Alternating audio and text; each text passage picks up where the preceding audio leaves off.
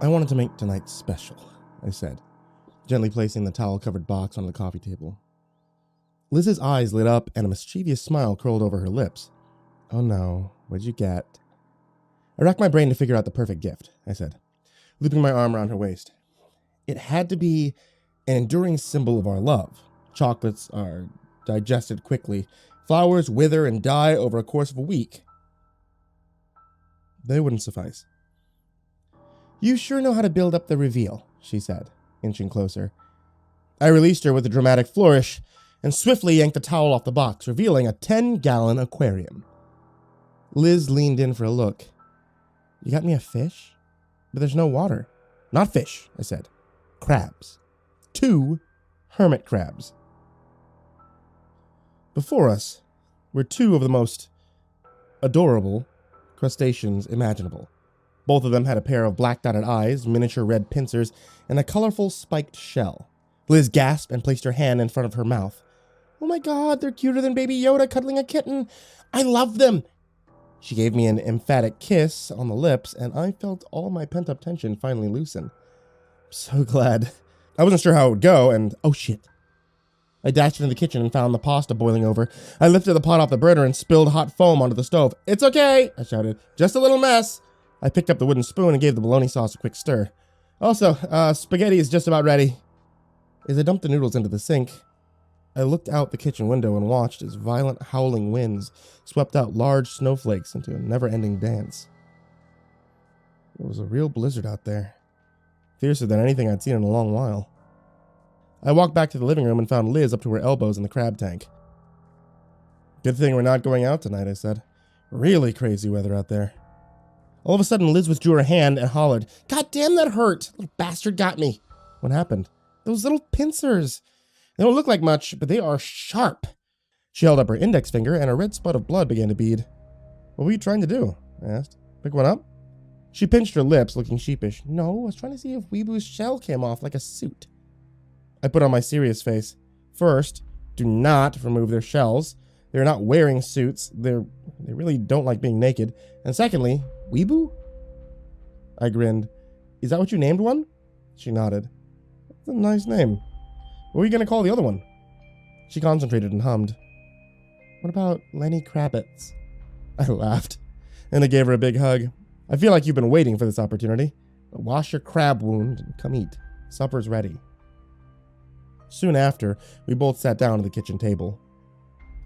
You went all out this time, Liz said, motioning towards the floral patterned cloth, the folded napkins, and the slender white candle erected in the middle of the table. I sparked a match and held it against the candle's wick until it lit. At the same time, a strong gust of wind shook the house, causing the power to flicker. I'm so glad I bought the candles, I said. I wouldn't be surprised if we lost power tonight.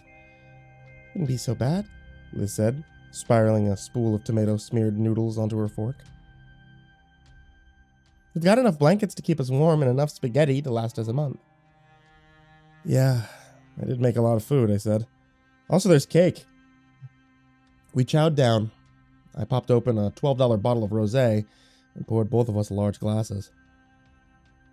Soon I was more than a little tipsy when out of the corner of my eye I saw a tiny creature inching its way towards us. Is that one of the crabs? I asked. How did it get out? I pushed out my chair, rubbing my distended belly, and walked towards it. Which one is it? Liz asked. Is it Weebu or Lenny? I leaned over the crab and, mindful of the pincers, carefully picked it up in the palm of my hand. It had a spiked yellow shell and protested with a high-pitched ch-ch-ch-ch-ch-ch-ch. How do you get out, little guy? I carefully carried him back to the living room and its aquarium home. Here you go, I said. But abruptly froze. There were already 2 hermit crabs inside the tank. Well, that's weird, I thought. Hey, Liz? You're not gonna believe this, but we have an extra hermit crab. More's always better, she called back. And where's the cake? I mean, seriously, come here. We both hovered over the aquarium, utterly perplexed. You sure you didn't buy 3? She asked. No, I only bought 2, I protested. No, maybe one latched onto another, and when you thought you picked up one, you really picked up a conjoined pair. Sounds like a good deal. Sure, I said, not completely convinced. We stood by as the three crabs scurried about the confines of their glass-enclosed home. I returned to the kitchen, opened the fridge, and cut the cake into several uniform pieces. I brought the candle and 2 plates of cake back to the living room where I found Liz already preparing the couch for the movie. While she fussed with the blankets and pillows, I loaded a bootleg copy of Parasite. About 10 minutes into the movie, there was a terrible banshee howl of wind, and the house shook violently, and seconds later, the power went out. Oh, shit, I said. I was really looking forward to this movie. Whatever. Liz turned on her cell phone flashlight. Let's make the best of the situation. Why don't you start a fire while I get us some wine? That's a great idea, I said. And you wonder why I keep you around. I picked up the candle and took it over to the fireplace. I already had a bundle of freshly chopped wood in place and crumpled balls of newspaper enclosed underneath. I stuck the candle into the fireplace, illuminating it with a wavering yellow glow. However, just before the newspaper could ignite, I saw something tiny moving from within. I shifted the candle towards the object, and I discovered yet another hermit crab. Hey, Liz, I called out. I found another hermit crab. You're so funny, I heard a response in the kitchen. I took the logs out of the fireplace and scrutinized the insides, and to my surprise, I found out that the crab was not alone. In the fireplace were 3 more tiny critters, all milling about in the ashes. One of them raised up their minuscule legs and expressed an adorable ch-ch-ch-ch-ch-ch. No, come here. I'm not kidding. Liz slid up alongside me with 2 full glasses in hand. We both peered into the fireplace. What the hell? She said, grinning. What kind of game are you playing, mister? I'm not playing, I swear. This is getting weird. Just then, I was interrupted by the pitter-patter sound of something small and hard bouncing its way down the chimney. It landed before us in a puff of ash. It was another hermit crab. Liz stopped smiling. So you're not doing this, right? No, of course not. Why? Suddenly, there was a jarring clatter coming from the roof. We both froze and listened. Then from above our heads came a prolonged creak, like someone was placing weight on old floorboards. It was followed by evenly spaced thumps that charted a path along our ceiling. Was that wind or footsteps? Liz asked, her voice tinged with concern. I have no idea, I said. Want to go look? Not really, she shrugged. It's freaking cold out there, and besides, we're not going to see much with that candle. 1 second, I said, stumbling into the darkness. I outstretched my arms and groped for a familiar terrain. When I stubbed my toe on a table, I knew I was getting close. Soon I found what I was looking for, a high-powered mag light. I turned it on and blinded myself. I went back to Liz. Come on, let's put on our boots and jackets. This is when you offered to let me stay inside in the warm house while you brave the elements, right? She said hopefully. I was afraid to admit that I didn't want to go out there alone. Instead, I said, oh, come on. It'll just be for a moment. Aren't you curious about all those damn hermit crabs? As if to punctuate my words with foreboding, the wind howled menacingly and the walls trembled against the onslaught. She scrunched up her face in disappointment and continued zipping up her jacket. All suited up, I eased open the front door and we both shielded our eyes from the immediate gust of frozen particulate. Together, we shuffled across the frigid front porch and onto the snow-covered front yard. I scanned the horizon with my flashlight and was met with an impenetrable whiteout. None of the homes which lined the cul-de-sac were visible through the icy tempest, and with the power out, the streetlights were black and lifeless. We were standing in the center of our front yard when I raised the flashlight towards the roof and shone it in the direction of our chimney. Liz gasped and dropped the light in surprise. "The hell was that?" she exclaimed. I fumbled with the flashlight and then aimed it back towards the roof. Despite the blizzard, there was no doubt about what we were looking at. Hanging onto the chimney, 20 feet above us, was an unmistakable form of a man. Holy shit. There's someone up there, I said, pausing for a moment while I focused on the more striking features of the stranger. What is he wearing? Liz, hiding behind me, peeked out. Nothing? Well, she was right. Except for a large burlap sack he held onto, the man appeared to be completely naked. What's he doing up there? I asked, transfixed by the spectacle. We watched as he reached his arm into the bag, then pulled out something that was round and small and proceeded to drop it into our chimney. So that explains the hermit crabs, I said. Liz began pacing in the snow, becoming frantic. That guy is going to freeze to death up there. We gotta do something, right? What are we gonna do? I stepped forward and shouted, Hey! What are you doing up there? The man did not respond, and with the din of the storm, I doubted he could hear me. Instead, he once more reached into his large sack and deposited another hermit crab into our chimney. I inhaled deeply, the cold air coating my lungs, and called out again, Hey! You can't be up there! What the hell are you doing? Liz joined me, shouting, You're gonna freeze to death, you crazy idiot! She clung to me, and I could feel her body trembling, but I wasn't sure if it was from the cold or something else. I'm gonna call the police. I handed Liz the flashlight, took off my gloves, and grabbed my phone out of my pocket. Unfortunately, when I tried to dial 911, my hands were too numb to operate the phone. I breathed warm air into my cupped hands, to no effect. Okay, this isn't working. I'm gonna run inside real quick, make this call, stay here and watch this guy, alright? I'll be right back. What? You want me to stay out here? She blurted, clearly not happy with the prospect of being left alone. It'll just be a moment, I promise. I kissed her on the top of her torque-encased head and ran back toward the front door, leaving deep, foot-shaped impressions in the snow. Before entering, I turned around and saw Liz standing rigid and pointing the flashlight towards the roof. I'll be quick, I shouted. If she heard me, she didn't react. As soon as I was inside, I ripped off my gloves and I planted my hands under my armpits in an attempt to revive them. Then I turned on my cell phone and dialed the police. No signal. I waved the phone around wildly in the air, hoping that this would gesture some kind of encouragement towards my phone to connect to a nearby tower. Shit, I cursed in machine gun succession. I had to use the landline, but it was across the house, deep in the dark bowels of the living room. I turned on my cell flashlight and, still in my winter boots, stomped a wet path across the carpet. Just before reaching the phone, I stepped forward and heard a loud crunch. I stopped and aimed the light towards the ground and found that beneath my thick rubber heel, I had crushed a hermit crab. I panned the light towards the ground in front of me and found nearly a dozen hermit crabs, all scurrying in different directions. I carefully navigated around them and picked up the phone. There was no dial tone. I tried 911, but the effort was in vain. The house phone was just as useless as my cell. Just great, I mumbled. Mindful of the minefield of crabs, I ran back to the front door and returned to the snowy maelstrom outside. Liz, I can't get a signal. Liz? I scanned the front yard, but she wasn't there. A beam of light shone like a pillar from where I had last seen her. Liz! I shouted. Where are you? I trudged through the snow toward the light. I bent over and found the mag light, a thin blanket of snow already covering it. Liz! I called again. No response. I picked up the flashlight and lit the area around me. No Liz. Then I aimed the flashlight towards the roof and found the naked man was gone. All that remained was the large brown sack.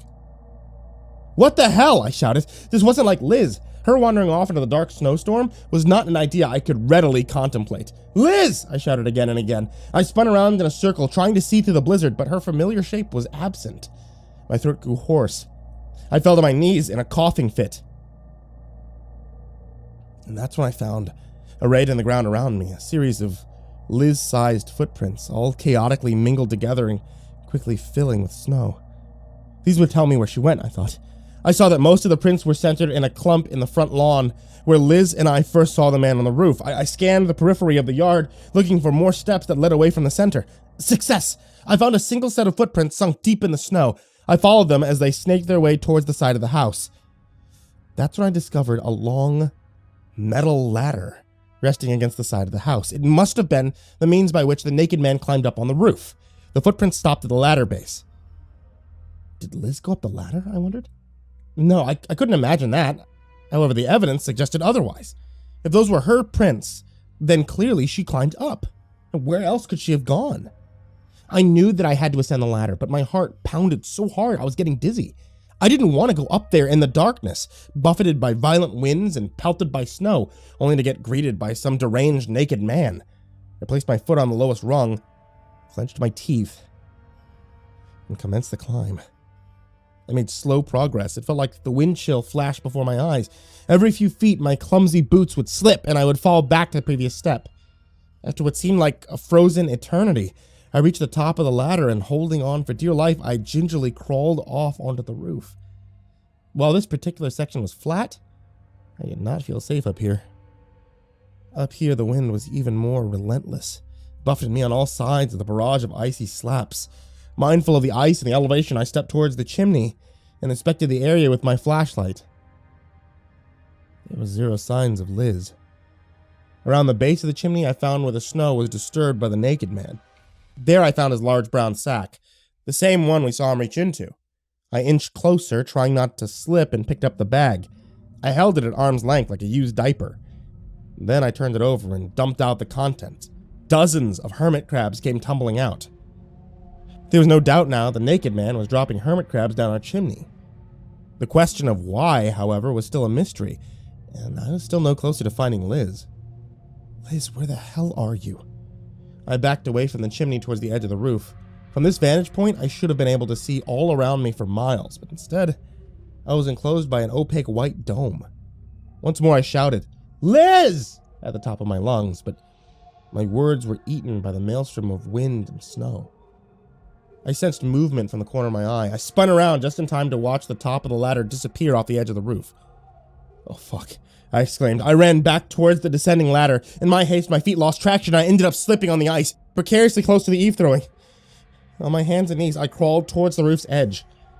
I glanced down towards the ground and found the naked man placing the ladder on the ground. "Son of a bitch! Put the ladder back up!" I shouted. I watched helplessly as he disappeared into the backyard. And now I was truly screwed. I had to get down without the ladder and without badly injuring myself. I was at least 20 feet off the ground, high enough that I could guarantee an injury if I landed wrong. Peering over the edge, I was jolted by a terrified scream coming from beneath me. "Stay away! Stop! Put that down! Ah!" It was Liz. It sounded like it was coming from back inside our home. Her shouting was followed by the bang of a door slam and the violent crash of dishes, and then abruptly, the commotion stopped. Liz is in danger. I have to act now. I scanned frantically for the best spot to land. Is that a snowbank? I wondered. Below me were a series of bushes encroached with the snow. I was about to hurl myself off the roof when I was struck by a crucial question. Were the bushes surrounded by ornate spikes? As I reflected, I realized there was plenty of very pointed objects down there on the ground, all obscured by snow and all ready to pierce my skin and organs on impact. From inside the house, I heard another scream and I lost all self-control. I flung myself off the roof and, as expected, landed hard. I must have smashed my head because I blacked out on impact. I don't know how long I was out for, but it was long enough for the wind and falling snow to largely subside. As I groggily regained consciousness, I was greeted by severe pain in my ankle. I couldn't tell through my snow boots whether it was sprained or broken, but given the unnatural position it rested, it was safe to assume the latter. I tried to get up onto my feet, but I was so overcome with pain and dizziness I collapsed back onto my face. Thoughts of Liz soon entered my addled brain, and I remembered that I had to get into the house and save her. Once more, adrenaline surged through my body and numbed some of the pain as I reached out my gloved hand and dragged myself towards the front door. It was slow going, and my leg protested every inch of progress, but finally, I made it to the porch. I could see that the front door was partially ajar as a sliver of light shone from the frame. I drew closer and extended my arm towards the door handle when it slammed shut, followed by the click of a deadbolt. "Shit!" I cursed, wrenching futilely on the now locked knob. I knew more than anything I needed to get inside and help Liz. I'll break through the window, I thought. I found an empty flower pot and hurled it towards the front window. Sadly, the flower pot shattered on impact, while the window remained firmly under a spiderweb of glass. I took a hold of another flower pot and discovered that with my injuries, I could barely lift it off the ground. My head started throbbing and I fell to the floor. What was I expecting to do when I got inside anyway? Fight off the naked man? I wondered. I couldn't even stand on my own 2 feet, let alone stand up to an intruder. I needed another plan. Then it struck me. The neighbors. Someone had to be home. On a nice day, it was only a short walk to the next house over. However, now through an ocean of accumulated snow and ice, it would certainly be a long, painful hobble, but still, there was a plan. I gritted my teeth and I started towards the next house. I dragged myself down the driveway, leaving a fissure in the snow like a plowed field. I stopped at the curb to catch my breath.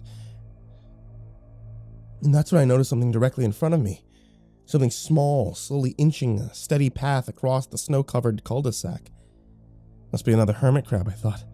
As I drew closer, I realized that crabs didn't have the same type of shell as Weeaboo and Lenny. In fact, it wasn't a shell at all. Rather, the critter was encased in what looked like a hunk of raw steak. I backed away and I tried not to vomit. Then I noticed a long crimson snail trail of blood and viscera that followed in its wake. That final discovery was too much. I turned my face to the snow and I retched.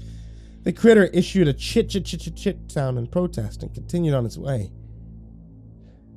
After avoiding most of that evening's spaghetti, I soon realized that the abomination before me wasn't the only gore-encased crab. My hand shaking, I panned the flashlight across the cul-de-sac, revealing many more, each ponderously crossing the snow and coloring the road red like a team of disgusting meat crayons. They all seemed to be heading towards the center of the cul-de-sac. Their passage marked the snow like unsettling spokes on a wheel. I tried to put aside the visual atrocity and continued trudging through the snow until I arrived at the end of my neighbor's driveway. Almost there, I assured myself. Soon I was on their front porch and just about to knock on the door when I heard screams and clatters of violent struggle coming from inside. I eased my fist away from the door. Not too late. I backed away from the door and I saw movement from above me. I glanced up towards the house on the left and I saw the naked man on the roof. Once more, he was straddling the chimney with another large brown sack. My God, there's more of them. My mind reeled at the implication. My neighborhood was under assault by deranged hermit crab-wielding nudists. One lunatic I could handle. A pack of these unattired psychopaths was too much to contemplate. I collapsed onto my neighbor's steps, pondering my next move. The phones were dead. I was in immediate danger. The neighbors were being terrorized, and I was too injured to make a getaway. I glanced back towards my home, and I saw the impressions of my car under a blanket of snow. That's it, I thought. I'd drive to safety, but how would I start the damn thing? I realized that I always kept a set of keys in my jacket. With frozen hands, I patted myself down and fished my stiff fingers into my jacket pocket. Success. I pulled out a pair of keys. Now for the long journey there. Once more, I dragged myself back to my property, doing my best to navigate around a dozen of blood-soaked crab lines. All around me, I was ringed with the muffled screams and calls for help coming from inside the surrounding homes. I had to ignore these cries, I told myself. Exhausted, I arrived beside my car. Using my arms as a brush, I wiped away a sizable chunk of snow off the side of the car, and then I wrenched open the driver's side door. Wincing from the effort, I pulled myself into the car and slammed the door shut behind me. Inside, I relished on the silence because I could no longer hear my neighbors pleading in desperate agony. Now all I wanted to do was close my eyes and let the spinning world settle for just one moment. But I knew that I had to move. I turned the key in the ignition, and the car rumbled as it came to life. I turned on the windshield wipers and revealed a gap in the snow. As soon as I turned on the high beams, I discovered I was not alone. Between the car and the garage door stood Liz. I opened the car window and leaned out. Liz! Oh my God, get in the car now. We need to get out of here. She didn't respond. Instead, she just stood there motionless. Liz! Did you hear me? The more I looked at Liz, the clearer it became that something was severely wrong with her. For one, she seemed to be considerably shorter than before. She was no longer wearing a jacket, revealing an excess of skin that sat loosely on her frame. I looked into her eyes and saw that her face was a horror story that hung like a deflated balloon, and when she turned her head to look at me, her visage was as expressive as a hand puppet.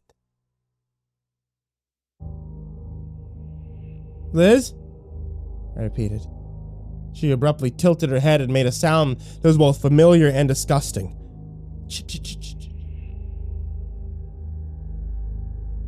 I couldn't believe it. It wasn't Liz. It was a goddamn hermit crab wearing Liz like an ill-fitting human skin coat. I panicked. I put the car into drive and floored the accelerator, slamming the creature into the garage door. On impact, I smashed my head on the steering wheel, and once again, everything went dark. Much later, I was awoken to a tapping on my car window. I opened the door and I felt a pair of meaty hands drag me out. Oh no, I thought, this is it. What are they gonna do to me? I struggled to open my eyes, and as they reluctantly adjusted to the sunlight, before me wasn't a naked man, but a uniformed police officer. What happened? I stammered. The cop threw me onto the hood of my car, jerked my arms around my back, and handcuffed me. Sir, you tell me. And then I saw her. I barely registered the cop was reading my Miranda rights. Instead, I focused upon the horror that was sandwiched in front of me. Crushed under the crumpled front end of my car was the empty sheath of my wife's skin. She looked like a sock without a foot. Just an empty, lifeless flesh casing. She reminded me of a sausage with the meat removed. There was a hole in her chest where it looked like something had crawled out and discarded her body like a candy wrapper or an old shell. I started thrashing on the ruined hood of my car. My mind was gone. It was blown away in the blizzard, never to return. It was Weeaboo and Lenny Kravitz, I cried. I gave her crabs. They took her off like a suit. Like a goddamn suit.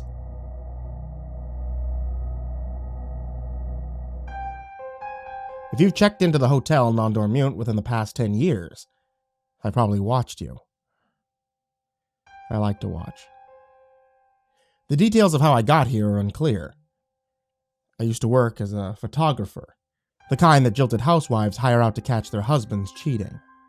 My last client, a woman who talked fast and chain-smoked even faster, employed me to catch her husband in the act with his girlfriend at the Hotel non-dormant.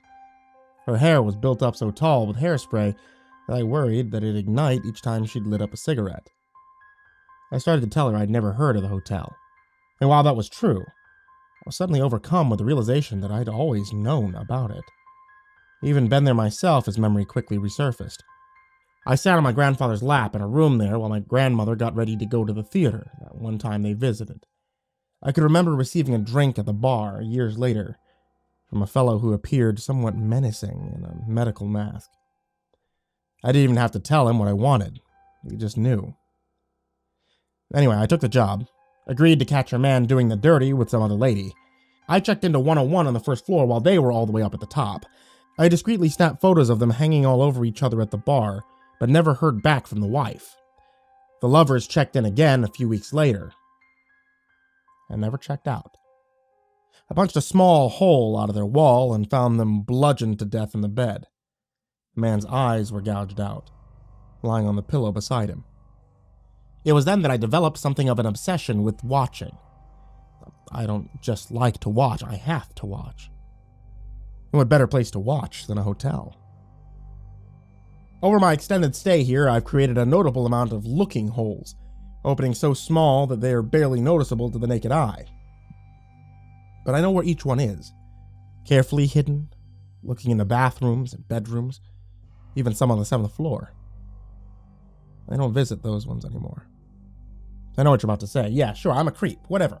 It's technically true that I am a voyeur, and yes, I am looking for people fucking, but it's not the physical aspect that I'm really interested in. I mean, sure, I don't mind the visual of two people really going at it, but I'm really looking to see their closeness. I want to feel the intimacy between them. Really get in there, feel that skin-to-skin contact with other people, even if from a distance. People find me strange, intense, off-putting, so I don't get much into the way of physical contact. And that's why I like it up here so much. People come up to hotels to fuck. Sometimes I stay up for days at a time, subsisting almost entirely on an alternating mix of uppers and downers, just watching. There's so much to see here. I've been up for 2 or 3 days now, watching the halls, dragging my open palms across the walls, feeling the energy of the people inside. Pure ecstasy. Visiting my looking holes, barely larger than pinpoints, yet granting me full access into the intimate lives of strangers. Back in my room, a nearby door slams shut. New guests checking in next door, just my luck. No time for that scheduled nap. I pop a blue pill in my mouth and I chew it to a mushy pulp. My mouth dry, I wash it down with some stale whiskey. Moving silently towards the wall between myself and the unsuspecting visitors, I gingerly remove the generic framed art to reveal my looking hole. I press my right eye against it, closing the left to get more of a focused view. Just one visitor, a woman. I lick the gritty pill remnants from my grimy teeth, tongue like sandpaper. The woman reclines on the bed, blissfully unaware of the residue of sin's past staining the bedsheets. She looks fucked up. Probably had too much to drink downstairs. She pulls a baggie of pills out from her purse. Looks like she came to party. I urge my body into the wall as she places a tablet in her mouth, takes a swig of water, and cocks her head back to swallow. She repeats the process with another one. Another one. And another one. One after another. She's not here to party. She's here to die. The scene's so dismal that I almost want to stop. Scream out for her to quit. But I don't. See, because this is the closest I've ever felt to someone, the most intimate moment one could experience with another. The moments leading up to death. I crush my body further into the wall, almost painful as I lean the entirety of my weight into the hard surface. I find myself wishing that I could fuse with the wall, if only I could squeeze my eye right through the hole, if only I could somehow get even closer. Her breathing eventually slows. It's clear that there's not much time left for her. The look of death is in her eye. Her gaze detached, directed far off into somewhere or something the living are not privy to until they meet their end. I sigh deeply, admiring the beauty of this peaceful end. Her acceptance of what is to come, her stare suddenly fixes upon my looking hole and the one through which I observe her. She stares through the wall, through me in her final moments, a loose gasp escaping her lips. Scrambling back from the wall, I rush to replace the picture frame, grappling with what I've seen. No, the fact that I was seen. I grab another blue pill instinctively, and a light orange one to mellow me out. I crush them both into a fine powder, dragging them into neat lines before sealing my left nostril with a pad of my thumb. I take them both in quick succession. My nose twitches, itching, but relief is immediate. Then I see the paint bubble on the wall next to me. Cautiously, I extend one hand to investigate, only to find that the protrusion is full of something. I lightly jab it with my index finger, recoiling instinctively as the bubble twitches, then parts horizontally down the center. I watch in abject horror as the protrudence opens to reveal an eyeball, glossy and all too real. Its massive pupils dilate in response to the yellow light of the room as it rolls around, adjusting until its focus finally lands on me. Blisters crop up slowly at first, then rapidly, unrelenting until the walls that surround me, trap me, are studded with the small projections. I tell myself to turn around and leave, to run, but I'm rooted in place, forced to watch as the bubbles crack open, all at once to reveal more of the same, more eyes of viscous fluid running from each aperture, dripping slowly down the walls, pooling into a brackish muck where they intersect the floor. Stomach turning, I double over to vomit, but nothing comes out. I can't remember the last time I've eaten anything that hasn't come out of the little orange bottle. I straighten my posture to find that all the eyes are fixated on me. They're watching me. These walls have eyes. They're staring down at me. They're staring right through me. The whiskey bottle on the end table. Actions mile ahead of thoughts. I seize it, smashing the glass on the edge of the table to produce a sharp surface. I shove it into the wall, puncturing several of the unearthly organs. A repulsive, thick fluid spatters across my arm, but the eyes, they pop and disappear, so I keep going, striking wildly, dragging the jagged glass across the wall to rupture entire rows at a time. My efforts are all in vain, though. The wall swells and bubbles to produce another eye behind each that I've destroyed. And there's nothing I can do. I can't focus. I can't think at all with all these eyes watching me. I fall into the bed. I curl into myself. Eyes screwed shut, hands placed firmly over my face for an extra measure of protection. A deafening crack briefly startles me from my panic. I remove my hands from my eyes to watch the ceiling. The ceiling splinters above me and opens to form a chasm. The abysmal pit above moves like a mouth, and it simply orders, "Do it." Desperate now for some sense of relief, for any end to this, I blindly reach for the broken bottle. I don't even think, I just do it. I raise the bottle above my face, in shaking hands before jamming it into my eyes over and over and over again, wailing in pain until sight fades completely and my face is obliterated, until I am free from the oppressive, crushing stare around me. The sense of delirious euphoria overcomes me, but the pleasant feeling is fleeting because I know the eyes are still watching. I know this because of the sounds. Exaggerated, nauseatingly moist. I can hear them blinking.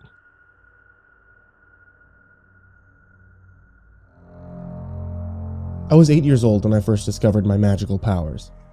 The summer vacation was in full swing at the time, and I was thrilled to have the entire day to myself.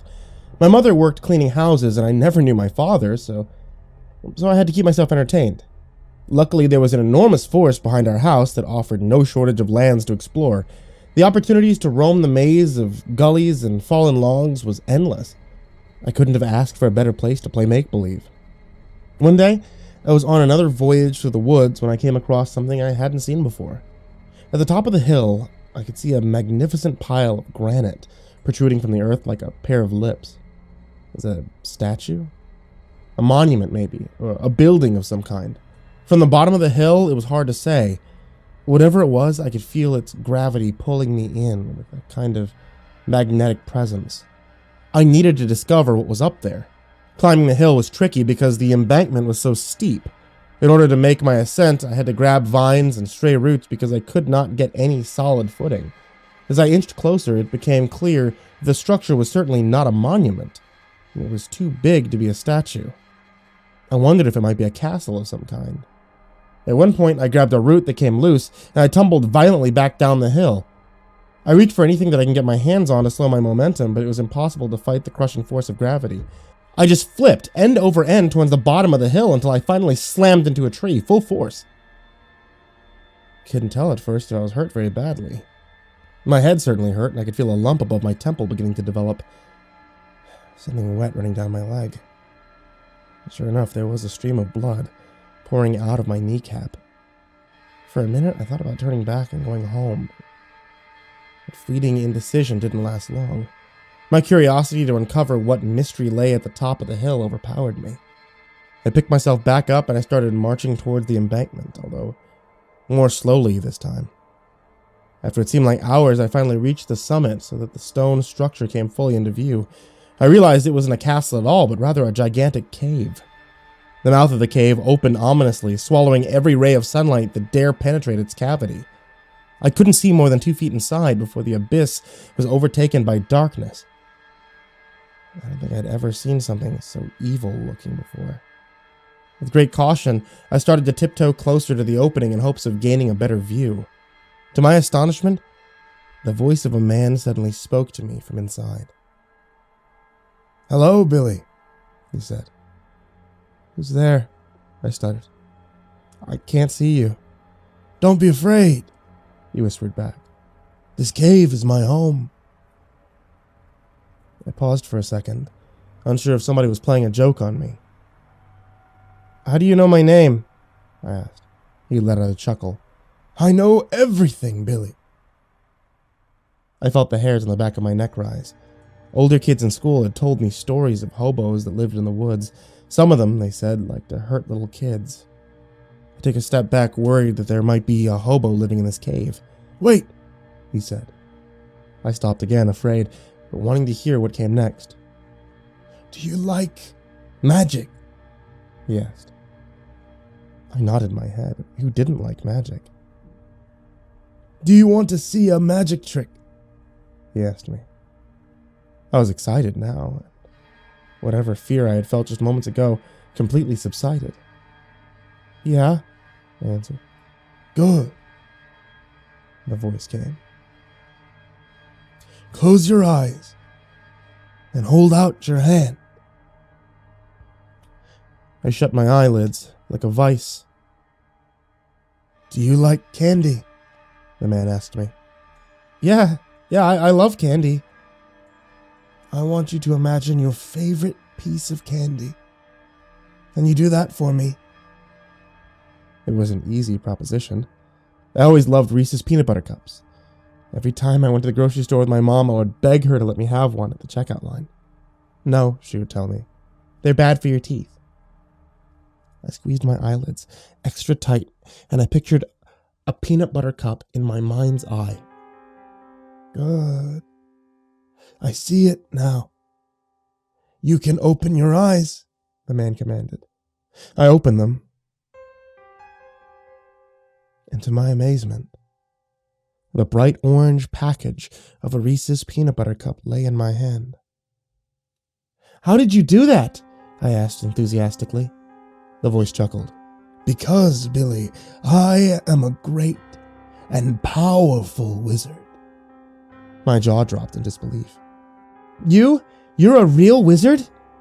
I am. And do you want to know a secret? He asked.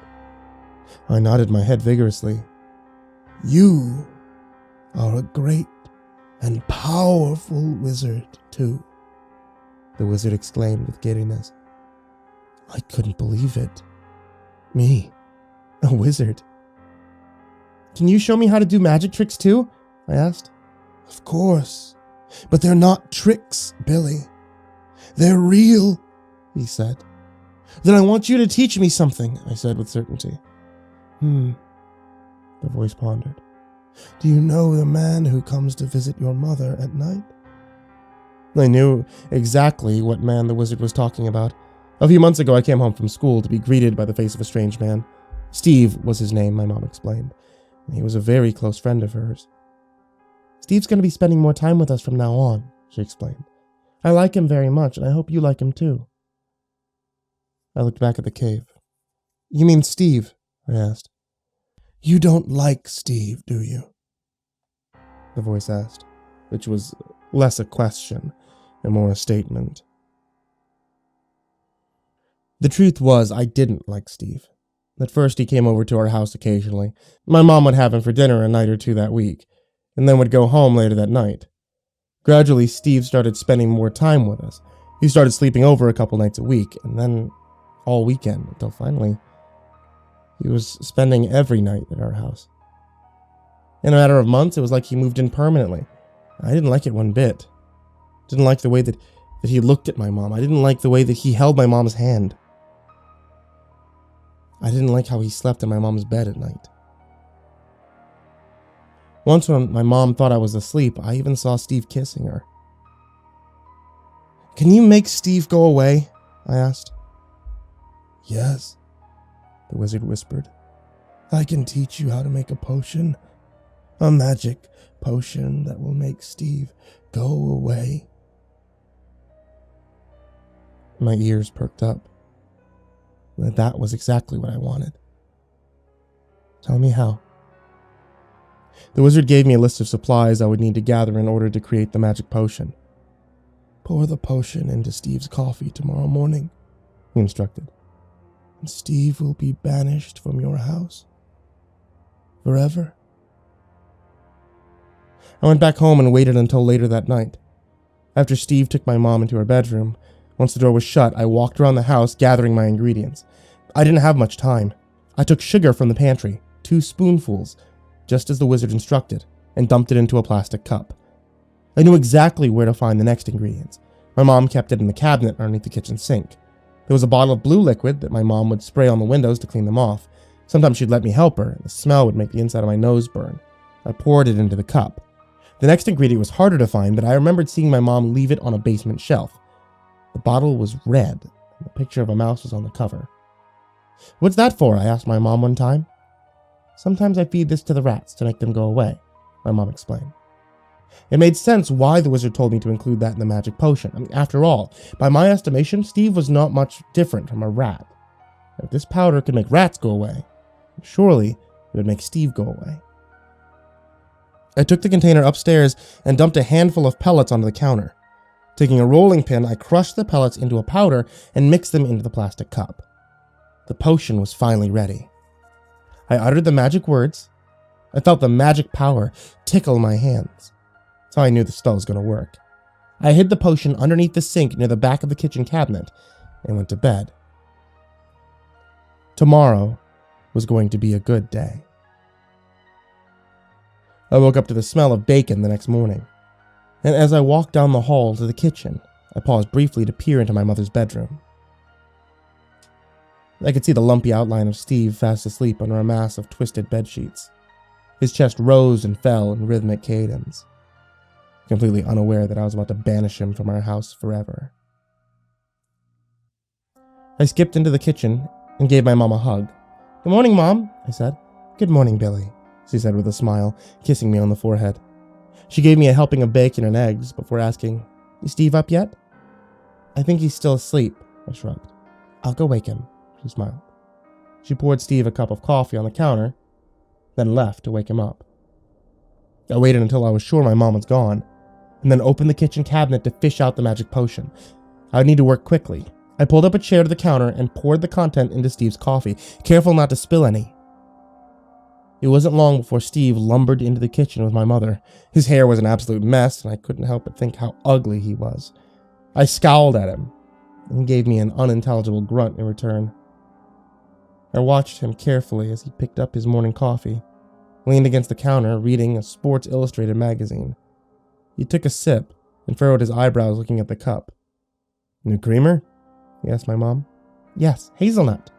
My mom smiled. Steve nodded approvingly. "It tastes good." I watched Steve slowly, and it didn't take long for Steve to gulp down the rest of his mug, flipping each page of his magazine with an emphatic slurp.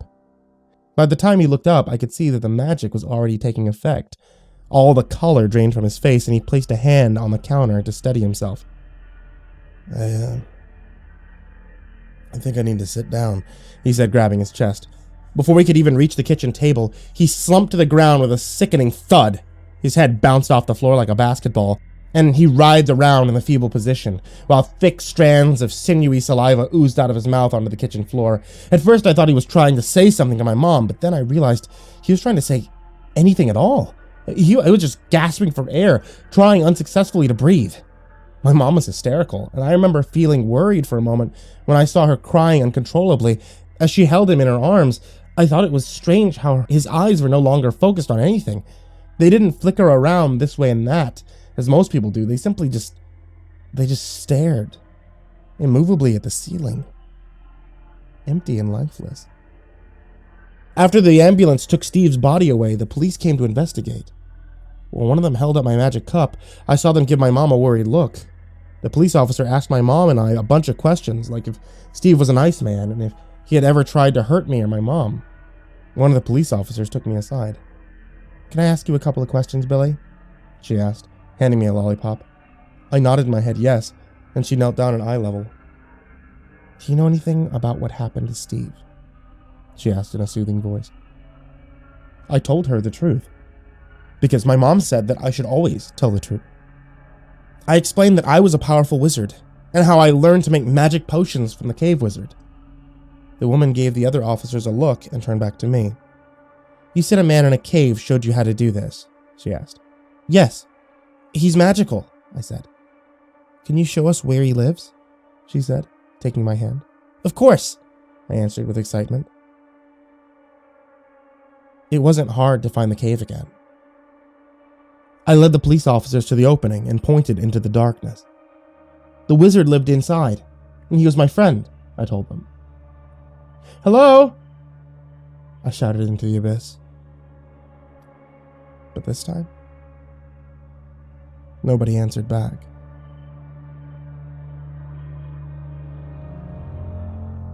William Eckert, Lieutenant Commander of the USMC Special Ops Unit. Lemuria, reporting in. Mountains are cold and quiet. Besides myself, there are only 3 remaining in my squad, and if the past few hours are any indication, we'll all be dead by sunrise. The thing, ungodly, is vile. Beyond comprehension, it's still out there, in the forest beyond. We found shelter in a cavern.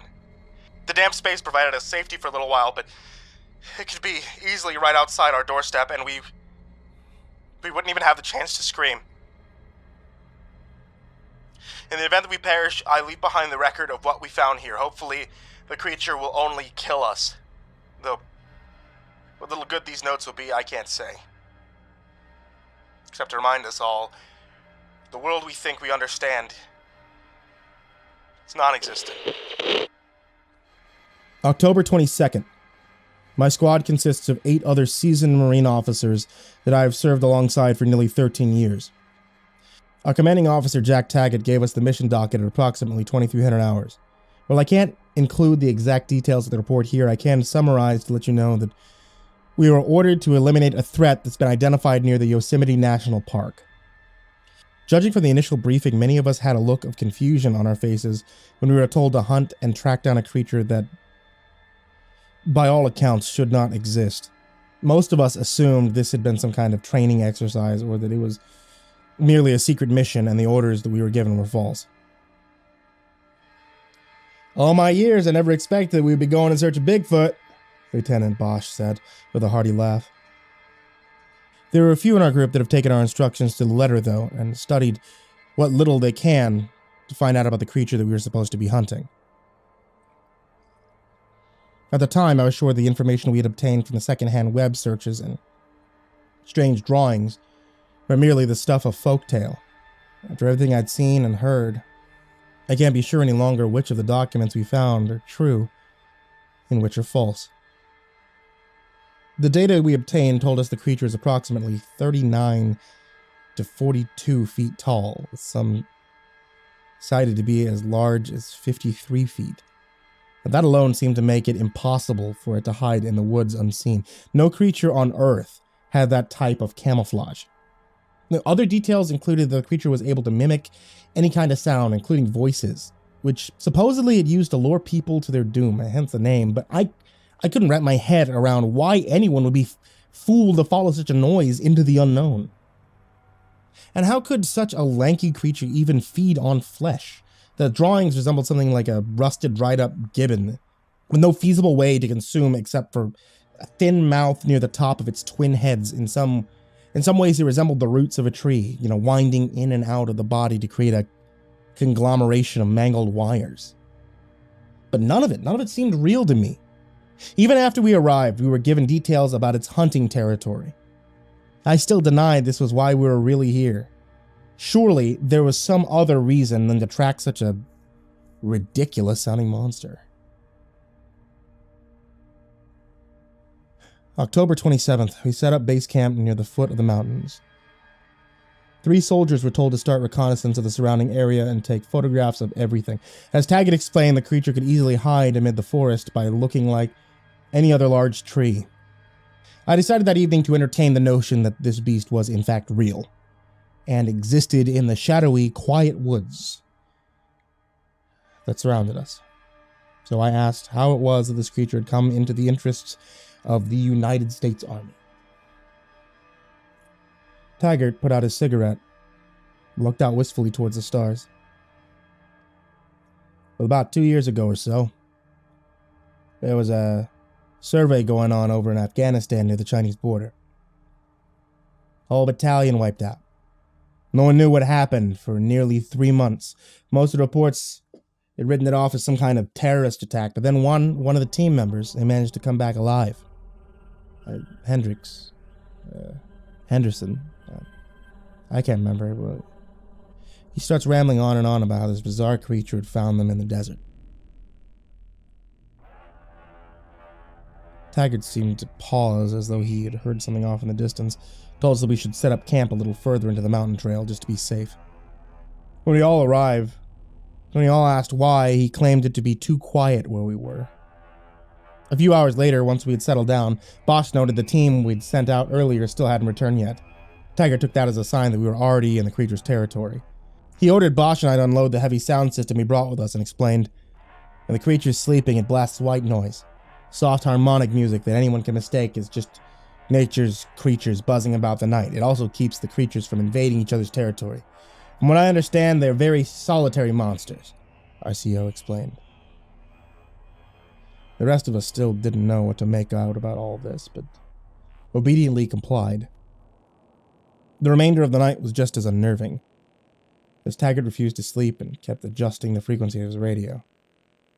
"Might pick him up," he explained softly. October 30th. Nearly All Hallows Eve. No more appropriate time to be hunting monsters, I suppose. We haven't heard back from the first recon team, and while Taggart seems to believe the monster took him, most of us think they simply bailed. Some of the teams began to question the CO's sanity for coming here now that we've confirmed that he is interested in these ungodly creatures. I mean, I too wonder where this all is going to lead. 3:30 a.m. Witching hour, some say. I hear Taggart attempting to whistle towards the woods as a storm is blowing in. It's sad to see that he's come so far from the man that I respected. But a moment later, after he makes the noise, something out in the brush whistles back. He freezes as a crackle of lightning splits the sky and we begin to hear what sounds like a reverberating quake across the entire forest.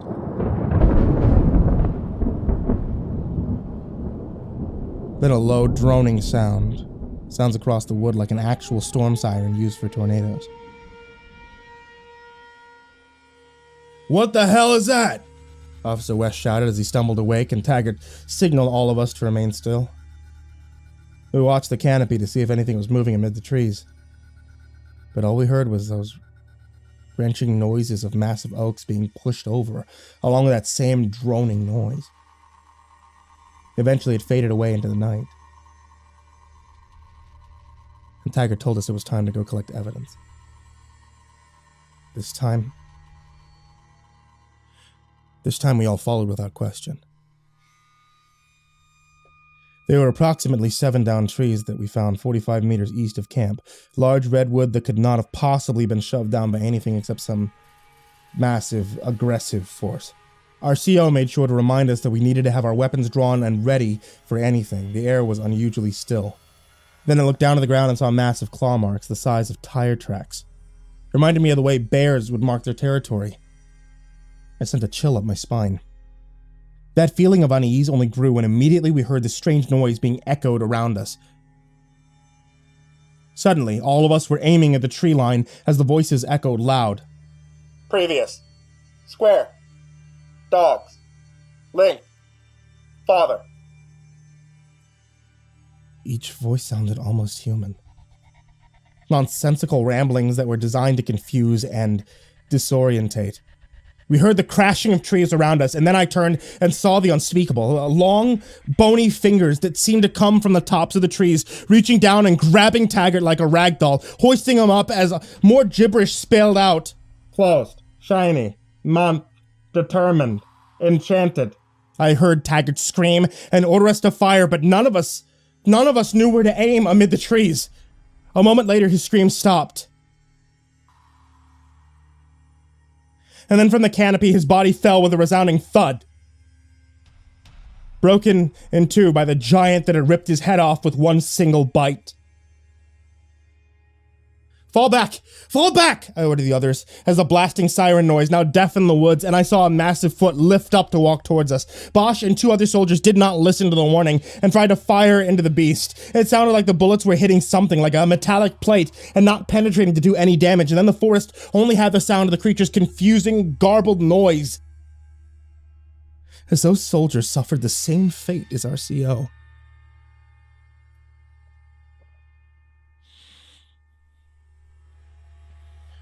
November 3rd.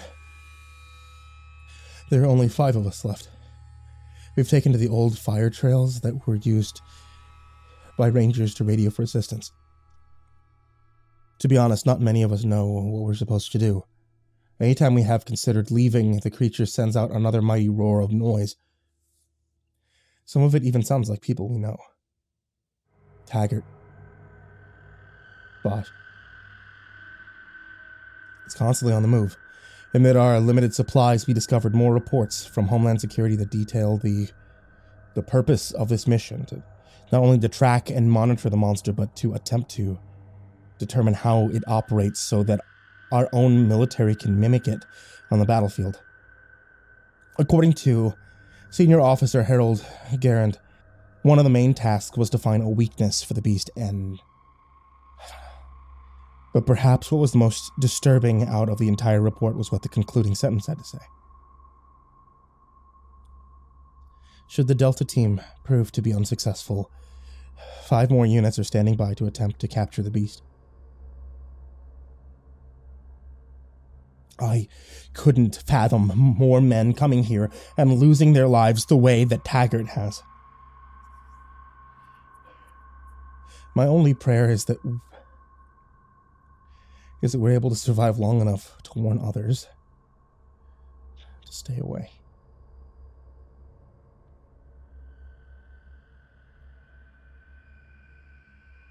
November 7th. We haven't heard the creature for several days now. We decided to attempt to escape the nightmare. We found an old map discarded by some unfortunate camper here, and we're gonna use it to find a radio tower. God be with us that we can find it there without incident. Halfway to the tower, we heard the distinctive slow white noise of the creature echoing around the area. At first, the melody would have been something that could put us at ease, but given what we know now, not a soul dared to take another step. I raised my weapon and moved up the trail, looking about at the different massive tangled roots and wishing I could determine which one might be hiding the malevolent tree god. The other men followed me cautiously as we arrived at the tower, hastily climbing the steps to signal to our home base that we needed rescue. Opening the door to the dusty watchtower, I got the strange sense of being watched as I stepped into the shadowy room. It was clear that the place had not been operated in quite some time, and that any equipment we hoped to use had now fallen into disrepair.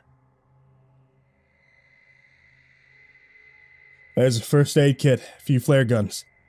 Nothing major, though. Wes reported as he turned to me for orders.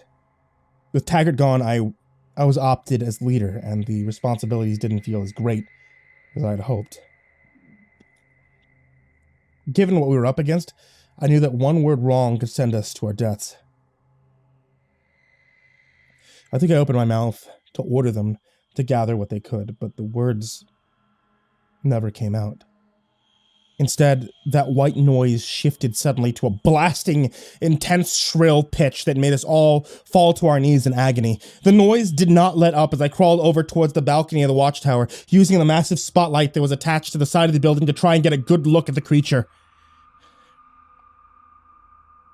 I'll never forget the long strides it took as it gracefully sifted through the forest, treating the tops of the trees as though they were grass to be brushed by. It was moving towards us at an alarming rate. I shouted as loud as I could to my squad to retreat, but already Wes and other officers were convulsing in shock due to the resounding alarm that the siren was giving. They were beyond recovery. I pushed my way down the stairs just as the mighty creature reached into the watchtower and took both men with its dry, bony hand, raising them high into the night sky.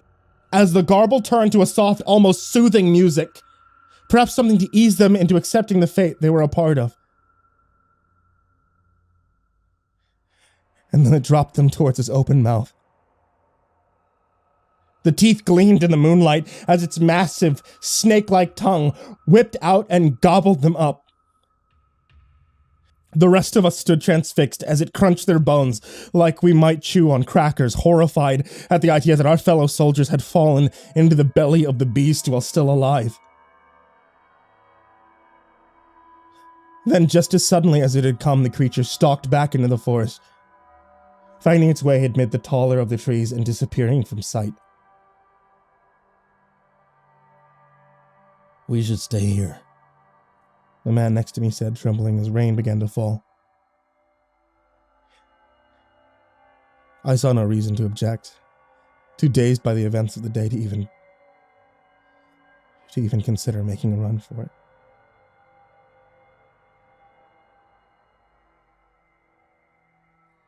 November 8th. By mid-morning, we resolved to take the trail into the mountains and head for the nearest campsites. It seemed unlikely that the beast would follow us into a heavily populated area, but we had been wrong before. In the morning sun, I could almost make it out amongst the trees. Its long, bony legs and arms stuck together to further resemble a massive lumber. As the wind shifted it from side to side, the air felt electric as I gave the order to leave. The siren head made no noise at all, almost dormant. I wondered too as we marched on if it was all alone here in the forest. Most of Taggart's documents claimed that it was the last of its species, but sightings had been all around the world, so it seemed almost impossible. How could one creature have caused all these problems? But I never would doubt its ferocity, no. Not after seeing most of my friends die before my eyes. As we reached the mountains, we heard the creature wake up again, blasting more mindless noise as it started up the hunt. Would we be safe if we traveled further? I guess only time will tell.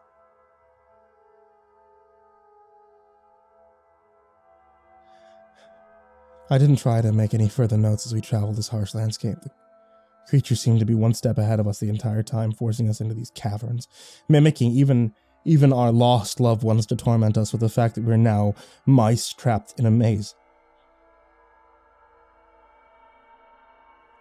I don't know for sure what will happen when it finally zeroes in on our location. I only pray this document's found by someone who knows what to do with it. How to get it out there for others to be aware of the threat.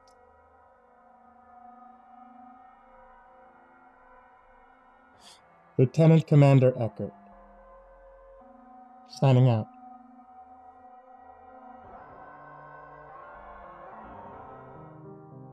So, what do you make of it? Asked the plumber, Steve. Sure as hell looks like blood to me, He said, staring at the rusty red discharge dripping down the wall. but I'm no biochemist or anything. My wife had jokingly referred to it as blood, so that's the first thing I told the plumber. You know, as a joke. Hey, Plumber Steve, we got a real bad case of the old blood dripping down the walls here. Mind taking a look? You're kidding, right?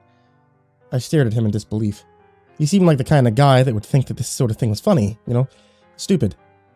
I don't know, man. He stroked his chin nonchalantly. Color checks out. It was roughly the same texture, wouldn't you say? This guy, I thought to myself. I'm not even sure why I called the plumber anyway. The weird thing was, there weren't any pipes anywhere near the wall in question. I'd gone over every inch of the place, read through all the blueprints, even drilled a hole in the base of the roof. There was simply nothing there. Maybe you got a corpse or something up there. He chuckled nervously. Have you checked on your wife lately? I really do hate bad comedians. They're right up there with people who use whilst instead of while, and people who chew with their mouth open. You know, I just shook my head. I snickered half-heartedly. So there's nothing you can do? I asked. Hey man, if there's no pipe or hole or anything I can enter... He winked suggestively, then shrugged. I sighed, then thanked him for his service to my basement, which is to say that I told him that he was useless. He replied with a douchey smirk, then handed me a bill that had me reconsidering my chosen career. No luck? Dasha, my wife, asked. I shook my head. I don't get it, I said. This shouldn't be fucking rocket surgery. I think you mean brain science, she sighed. But I'll admit, it's pretty damn weird. We'd only had the house for a little over a week, but I was already regretting buying it. I mean, sure, it was relatively cheap, and who doesn't love a big old mortgage, but there had been nothing but problems with it since we moved in. Lights flickering, drafty spots all over the house, strange noises in the walls, and then the leak in the basement yesterday to top it all off. And don't even get me started on the neighbors. Maybe we should talk to the neighbors, Dasha suggested, peering out the kitchen window. Which one? I asked. Let's see, we got the big old weirdo, the demented old crone, the blood surfer guy with a seemingly endless supply of identical white hoodies. Oh, and let's not forget the creepy middle-aged twins. Oh, come on, she poked me in the ribs playfully. Stop being such a grump. I'm sure these are nice people. Yeah, I managed to dodge them all thus far. I had heard someone knocking like crazy on the door once, but I was half asleep from a full night of failing to locate the damn sound in the walls. So I'd buried my head under the pillow and ignored whoever it was. I suppose I couldn't avoid them forever, though. It's not the neighborly thing to do, I guess. I'm sure, I replied sarcastically. Hey, shouldn't you be at work? Just heading out now. She kissed me on the cheek. Love you. Don't go crazy down in the basement, you hear? No promises, I smiled. But I'll try. My wife worked wacky shifts. I guess that's what nurses do. Couldn't keep on top of her crazy work schedule half the time, so I often found myself confused when I woke up and she wasn't there, or when she suddenly came home in the middle of the night. I mostly worked remotely. The short-term freelance contracts, which basically meant whenever I felt like it. I hadn't been feeling like it since we bought the damn house, which was becoming something of an issue. It has to be the foundation, right? I muttered to myself, bringing my coffee downstairs with me. I was fixated on that wall, and the noises. Man, I couldn't seem to let them go. The basement was fairly small and cramped, and we were originally going to use it for storage. That's why I had to fix the leak post-haste. Lest all our useless crap that we never used would be rendered unusable. Maybe rust water? I suggested, carefully balancing my coffee down the uneven stairs. I stopped abruptly on the last step, spilling my coffee all over myself. Normally I would have shrieked in a rather unmanly fashion as the burning hot liquid ran down my legs, but in this instant the shock of what I was seeing far outweighed any physical pain. The wall was squeaky clean. Not a single spot on it. I carefully put down the remnants of my coffee on the stairs and sauntered over to investigate the impossibility of it. But before I got more than a few steps, the lone light bulb hanging from the ceiling started flickering like crazy before going completely dark moments later. Son of a bitch, I mumbled, stumbling around blindly, knocking over several boxes of God knows what. Ding dong! The doorbell suddenly rang from upstairs. I must have knocked over every last thing in the basement in a fit of panic before I finally found the stairs, knocking over my coffee cup in the process. Fucking shit! I cried, unmanly as the hot coffee spilled all over my feet. You alright there, fella? A cheery male voice called from the darkness of the basement. Holy shit! I yelled, instinctively turning towards the sound, which, in turn, led to me tumbling down the stairs, landing flat on my back. You know, a pair of floating green emerald eyes uttered, I knew a guy who used to live here. Who the fuck is there? I demanded. Get out of my house! Oh, I do apologize. The eyes chuckled. I keep forgetting you lot need, lights to see. The light bulb lit up, flickering erratically like a seizure-strobing light, every split second or so illuminating a slender man wearing jeans and a white hoodie. He was grinning widely, his sparkling green eyes darting all over the basement. Hey, you're, the surfer guy, the neighbor. Spot on, he laughed. Although I haven't surfed for quite some time. Hope you don't mind, but I figured I'd let myself in since, you seemed rather preoccupied. He paced around the room idly, gracefully avoiding all the shit that I knocked over without even looking. And how the hell did he get down here so fast? And how did I not hear him coming down the stairs? He hung himself, the man said. Previous owner? Right over there. See? He pointed to a spot in the corner of the room. I squinted and blinked feverishly. Did you somehow expect him to still be dangling there? The man chuckled. Sorry, you'll just have to take my word for it. I sat up uncomfortably, my back digging into the lower steps of the stairs. I couldn't think of anything to say. What do you say to a person who manifests out of thin air in your basement? Hey, can you maybe fix the light? I said, shielding my eyes from the seizure-inducing blinking. The man laughed. He slapped his forehead theatrically. Why, of course. I always forgot these silly little things. He snapped his fingers, and the light instantly stabilized. I swallowed deeply as his gleaming green gaze settled on me. I'm here about your plumbing, so to speak, he said, pointing to the wall. I've been told you've been having some issues with the blood flooding your basement. You know the stuff, right? It's like a thick, crimson liquid usually confined to the inside of a body. 9 out of 10 doctors will tell you that having it on the outside is a classic symptom of you dying a horrible death. Yeah, I said, yeah, I mean, it's not blood, that was just a joke, and it's not there now, so I guess it's fixed. You sure? He asked, grinning widely. Maybe you should take another look. I glanced at the wall in question, and let out another rather unmanly shriek as I realized it was literally covered in deep red oozing sludge, flowing incessantly from a single point close to the ceiling all the way down to the floor. That's at least a couple gallons worth, man said, stroking his chin. Quite the mess. Should see a plumber about that. I edged back against the stairs. Isn't that why you're here? I asked. Oh yeah, you're right. He threw his head back and laughed. I'm here to remind you. Remind me? Of what? I murmured. Oh, that you already know where it comes from, fella. You've always known. Take some digging, that's all. You keep locking it away. I don't understand. Oh, you will, he grinned, his emerald eyes burrowing into mine. Come on, buddy. Let's go see your wife. She'll show you. He sauntered past me and beckoned for me to follow as he started ascending the stairs. You coming or what? He asked. I haven't got all damn day. My wife. Dasha, I said, shifting relentlessly. She's at work. The man shrugged and smiled. You sure about that? He said. You sure she didn't come home while you were sleeping? Sleeping? No, it was midday, wasn't it? The plumber came around noon and Dasha left for work an hour or so later. There was no way in hell I'd spent that long in the basement. I see what's going on. Man slapped his forehead again. It's the temporal thingy messing with you, right? Yeah. It'll do that sometimes. Some algorithmic snafu or other. I need to talk to the engineers about that. What in damnation are you on about? I said. Temporal thingy? He laughed again, a long, hearty laugh. Nicely put, Wolfgang, he said. But it's easier if I just show you. He put his hands in his pockets and whistled cheerily as he quickly skipped up the remaining steps, disappearing through the door moments later. Last call, he yelled.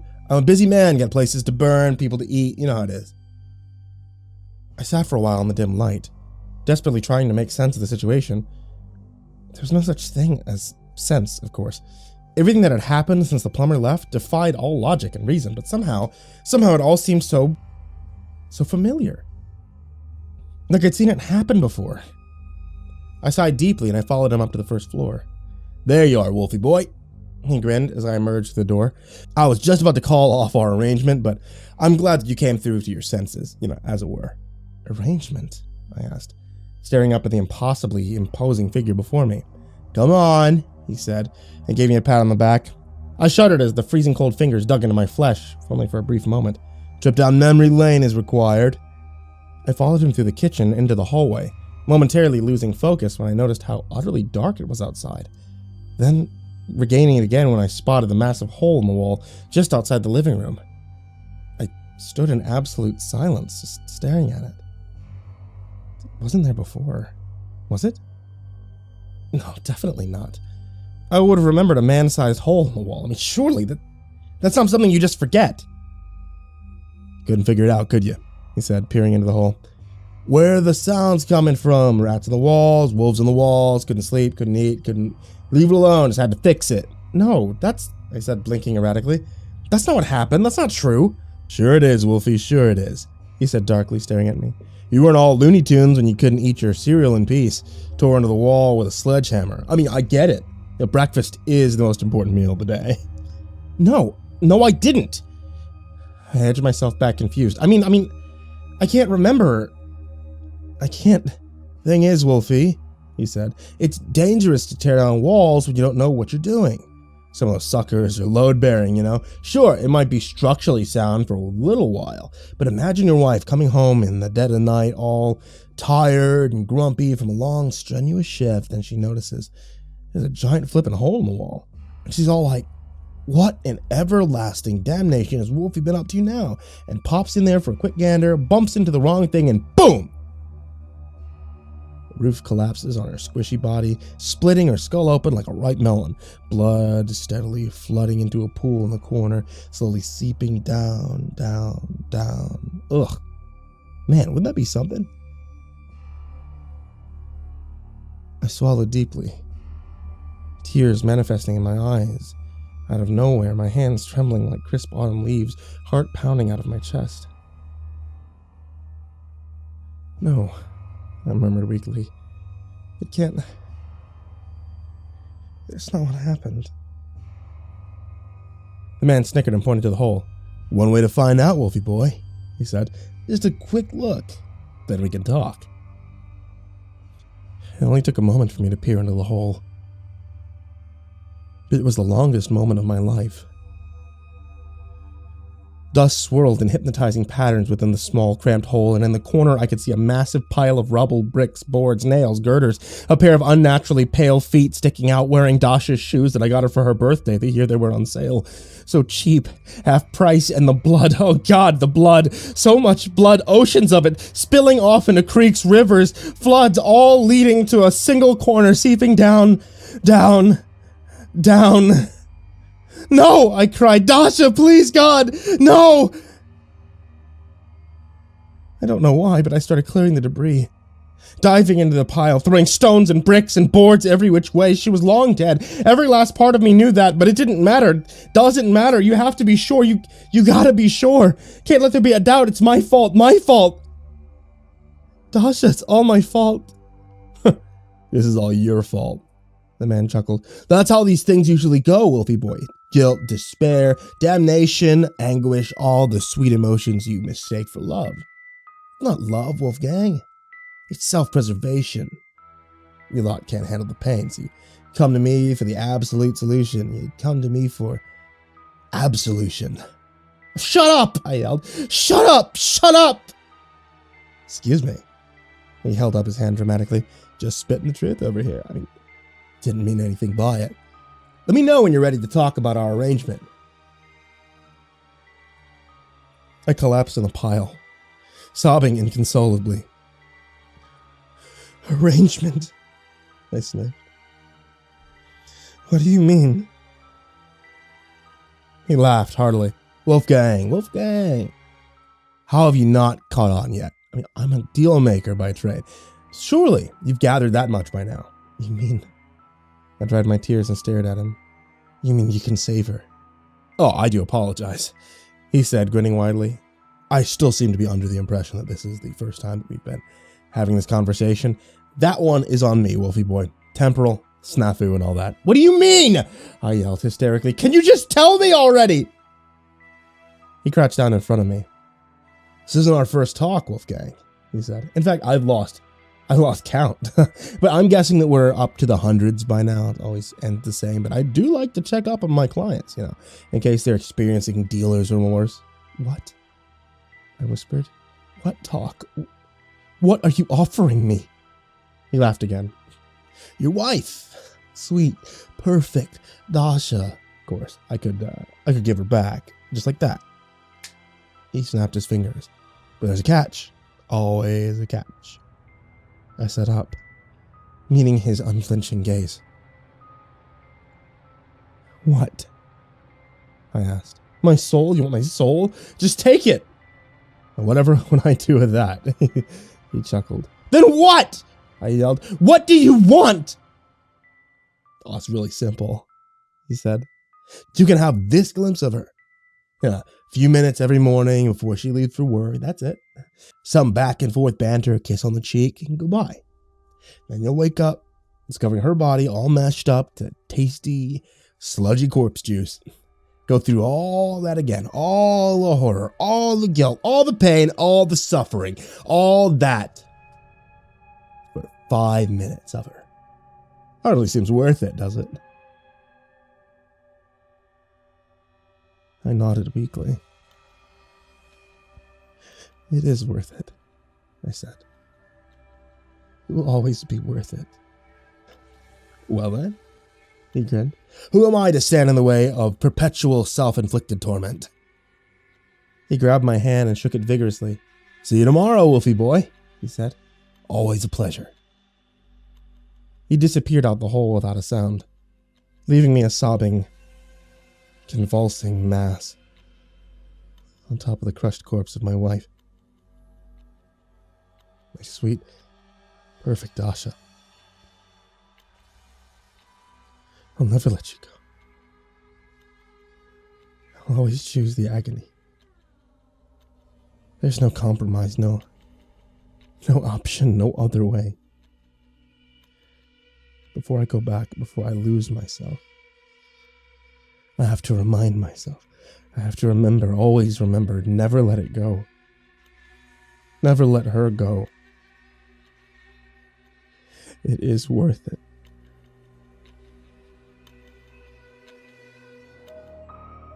So, what's your deal? Such simple words, yet they changed the summer break of 1992 forever. They say you always remember your first love. I'm not sure how true it is for others, but I do. For all the wrong reasons. I was a lonely kid, and after my parents' death, I'd lived with an uncle and aunt, and now they weren't bad people. They never wanted kids, especially not a teenager in the middle of puberty. I guess we were all happy in our own ways, though. So I proposed that I'd live on my own a few years later. They provided me with enough money to scrape by, and so I moved into a small apartment complex at the edge of town. It was Thursday evening one week into summer break when I first saw her. Memory is a strange thing. So much of my life is nothing but vague blurs and half-guesses. I remember this evening as vividly as if it happened yesterday. For the past few days, I'd wasted away inside my apartment, eating microwave meals, watching TV, reading books. Eventually, the heat and the stuffy air of the small one-room place drove me outside. I didn't have a destination in mind, so I just wanted to go on a simple walk. The day had been hot. But now that the sun was setting, the air was comfortably mild. I walked along a small path that led around the complex, and before long, I settled down on a bench, leaned back, watched as the deep red sky slowly turned dark.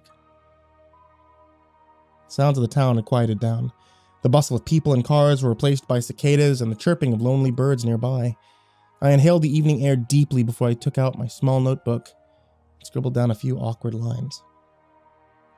I had aspirations of becoming a poet one day, but of course, all I wrote was terrible. See, I was 16 after all. I just jotted down another pretentious musing about the night sky when I noticed her. She was riding on a simple old skateboard, speeding down the path towards me. She wore dark shorts and an equally dark long-sleeve shirt. She seemed to be far too big for her delicate frame. Her short auburn hair was waving in the slight evening breeze. A hint of a smile played around the corners of her mouth as her big brown eyes stared at the evening sky above. She didn't talk to me that night. Didn't even acknowledge me. She sped past me, leaving me staring after her, mouth agape. Felt like I sat there for hours, thinking about her. Guess I secretly hoped that she'd return, ride past me once more. Eventually, I gave up and I returned back to my small apartment. I couldn't stop thinking about her, much less sleep, Skater girl, I came to call her. And in my mind, I conjured up stories of how the two of us would get to know each other and fall in love. Knowing even at my age how silly it all was. I think when my parents died, something broke. Something broke inside me. So, some essential part that makes you a normal, functioning human being. Something that could never be fixed. It drove me away from people and society as a whole. Skater girl changed it all. From the first time I'd seen her, I was driven back to that same bench every evening. And she wasn't there every day, but every other, and that was enough for me. I never mustered up the courage to call out to her. It's more than a week before she finally acknowledged me. So, what's your deal? She called out to me from afar and stopped to meet her in front of me. Oh, I'm writing, I blurted out, holding up my notebook. Well, what are you writing about? Nothing, really. It's just, poems and silly things. Want to show me? She asked, pushing herself closer to me. My eyes grew wide in embarrassment. The whole damn notebook was filled with lines about her auburn hair and her deep brown eyes. In a panic, I tried to quickly close and hide it, but it slipped from my hands, falling to the ground in front of me. She giggled at that. That's the most beautiful thing I'd ever heard. Guess that's a no, she said, still laughing. And a moment later, she pushed herself onwards. Wait! I wanted to call out, but my voice had all but ceased functioning. From that day on, the two of us started to talk more often.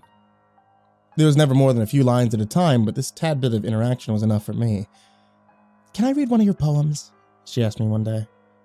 No way, they're all terrible, I answered, holding up my hands as if to block her. Well, once you write a good one, be sure to let me read it, she called out over her shoulder as she rode away. A few days later, she greeted me with the same warm smile that always made me blush. Still terrible? She asked in a joking manner. I nodded. And when I looked at her, I saw a huge dark bruise on her thigh. I guess I'm not the only one who's terrible at what they're doing, I replied, similarly joking, thinking that she'd crashed down on her board. For a moment, she eyed me questioningly before she realized what I was looking at. She quickly put her hand over the bruise as if trying to hide it. There was a hint of something else on her usually happy face. She was quiet for a moment, staring off into the distance before she smiled at me again. Seems like we have something in common then. These small interactions soon became the most important part of my lonely summer break. So nothing ever happened to the apartment complex. It was mostly populated by those forgotten by society and a few more sinister figures. I'd returned from the library a few days later, borrowing a massive stack of books about poetry, when something actually did happen. There was a commotion in front of the complex. I hurried over to the group that had gathered and pushed myself to the front, a group of police officers dragging a cursing middle-aged man to their police car. I'd seen the man before, often lingering around the complex, his eyes wild and dangerous. The people around me talked and whispered to one another. Between the dozens of voices, I was only able to make out a few bits and pieces. Public disturbance, her again, domestic violence. Someone must have called the police, and the man seemed to be furious. He was furious, struggling against the grip of the officers and rambling on incoherently. For a moment, his hate-filled eyes wandered over the onlookers, and I almost cringed back when they came to rest on me. I caught the word bitch multiple times, but nothing more before they threw him into the back of the police car. I watched the whole ordeal, curious as I was, but a day after I'd already forgotten about it. It wasn't important. The important thing to me was spending time with Skater Girl.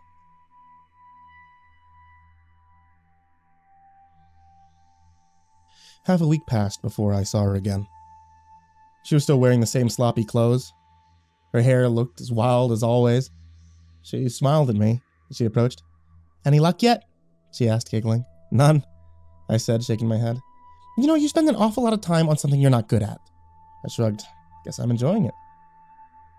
Well, I was kind of enjoying it, but I was really out there only because of her. Something I couldn't admit, of course. Hey, she interrupted my thoughts. You want to give this a try? She picked up the board and held it out towards me.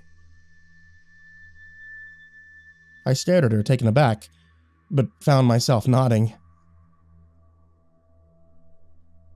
I awkwardly got on the board, pushed myself forward.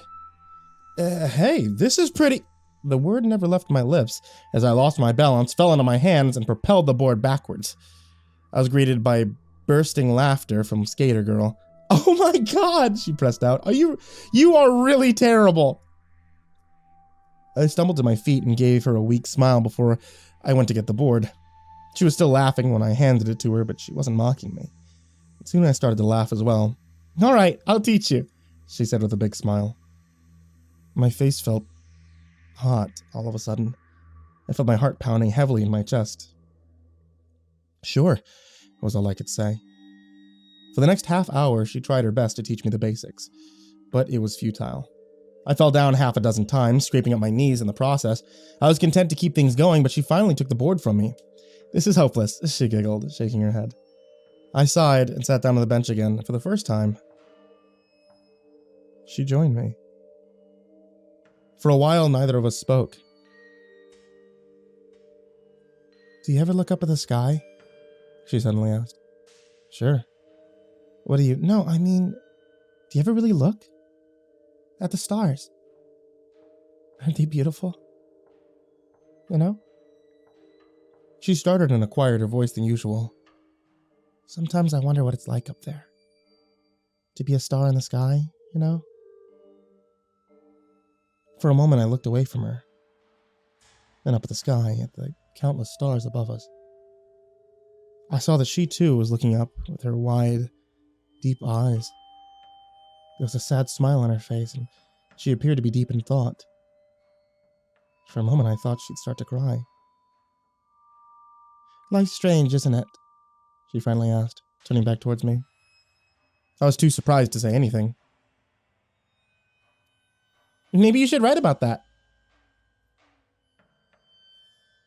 What do you mean? Life. The stars, the sky, everything. There's beauty everywhere, even in the small things around us. I was just staring at her. What are you staring at, weirdo? She asked, now laughing again. Oh, sorry, I was, But I broke up awkwardly, turning away from her. I was joking! And she got up and stepped back onto her board. Come on, follow me. With that, she led me down a small path, away from the complex into a small hill. So, why do you sit outside all day, writing terrible poems? As I sat down next to her, I was quiet for a while. Then I opened up about everything. I told her that I was out there because of her. I wanted to see her again, and even that most of the poems were about her. She listened without interrupting me, her hands gently caressing the grass. You know, you really are a weirdo, she said, looking at me. Her eyes seemed like endless pools. I gave her a weak, embarrassed smile, but before I could do anything else, she leaned over and kissed me.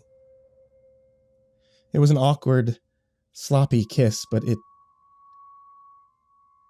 felt amazing. When our lips parted, I must have had the biggest grin on my face. I leaned back on the grass, wishing that this evening would never end. We kept sitting on that small hill for what must have been hours. We didn't talk much, we just sat there, next to each other. I don't know when, but at one point I found her hand holding onto mine. All the while she stared up at the stars, with her big brown eyes. It's gotten late, she finally mumbled and got up. I nodded. It must have been almost midnight. She put the board down and then slowly pushed herself forward. Hold up, skater! I started but broke up an instant, embarrassed. Rebecca, she said. Steven, I live down in apartment 705. If you want to come by. My voice trailed off. She giggled and took my hand as she rode on the skateboard next to me. As we made our way around the complex, I found her holding onto my hand harder, almost clutching it. The smile had vanished from her face. It was replaced by worry and apprehension. What's wrong? I asked. But all she did was shake her head. Life, I guess. Before I could ask her what she meant, she kissed me once more. Thanks for tonight, Steven, she said, before she hurried away. I was left standing there, speechless. She'd already opened the door when I saw her board was still on the ground next to me. Hey, your board! I called out. But she'd already vanished. Once I was inside myself, I contemplated hurrying after her, but then I decided that I'd take the board with me and hand it to her tomorrow. Back in my apartment, I couldn't sleep. My teenage brain was too active, too confused. Was that what love was like? What it did to you? My eyes wandered to the board again and again. What should I say to her when I saw her the next time? Should I tell her I was in love with her? What about the board? God, everything had been so perfect tonight, and now it all seemed so complicated. I tried to sleep, but I was just lying there, throwing myself this and that way as minutes turned to hours. Her face was all I could see in my mind. Rebecca. Even her name was beautiful. Then I heard something. It was quiet. A rattle, the turning of a doorknob, then silence again. It was followed by some sort of clicking. I lay in bed and listened. Had to be some neighbor, probably someone who was out drinking and forgot how the door worked. Somehow, though, it was too close, too audible. I slid out from under the blanket, got out of bed, and tiptoed through my small apartment. There it was again. Click, clack, quiet rustling. Once I was at the front door, I listened intently. There was another sound, and suddenly, my front door popped open. Standing in front of me was a giant beast of a man, and for a second he was as surprised as I was. Then he grinned. "Little fucker," he pressed on in a whisper before he stormed at me. He was holding something big and blunt in his hand. It became a blur as he hurled it at me. It was pure dumb luck that whatever he'd been holding missed me and crashed against the wall next to me. Another curse, this one audible. Once the initial shock passed, I turned to run. My fight or flight response was all flight. I stumbled forward to get away from whoever this madman was. I'd barely taken a few steps before a large hand reached out to cover my mouth. Another soon followed, taking hold of my body. "Where do you think you're going?" the man whispered in my ear. His voice was deep, yet strangely scrawny. There was a hint of giggle behind each of his words. "Where do you think you're going?" He was enjoying this. The hand over my mouth pressed down hard, making it impossible for me to scream. The man's breath was hot and heavy on my neck, stank of alcohol and tobacco. His massive body was soaked in sweat. I felt a bulging, wet stomach pressed against my back. I'd have gagged if my mouth hadn't been covered. "You made a big mistake." This time, there was no joy in his voice. There was nothing but cold, hard rage. And worst of all, I had no freaking clue who this guy was or why he was here.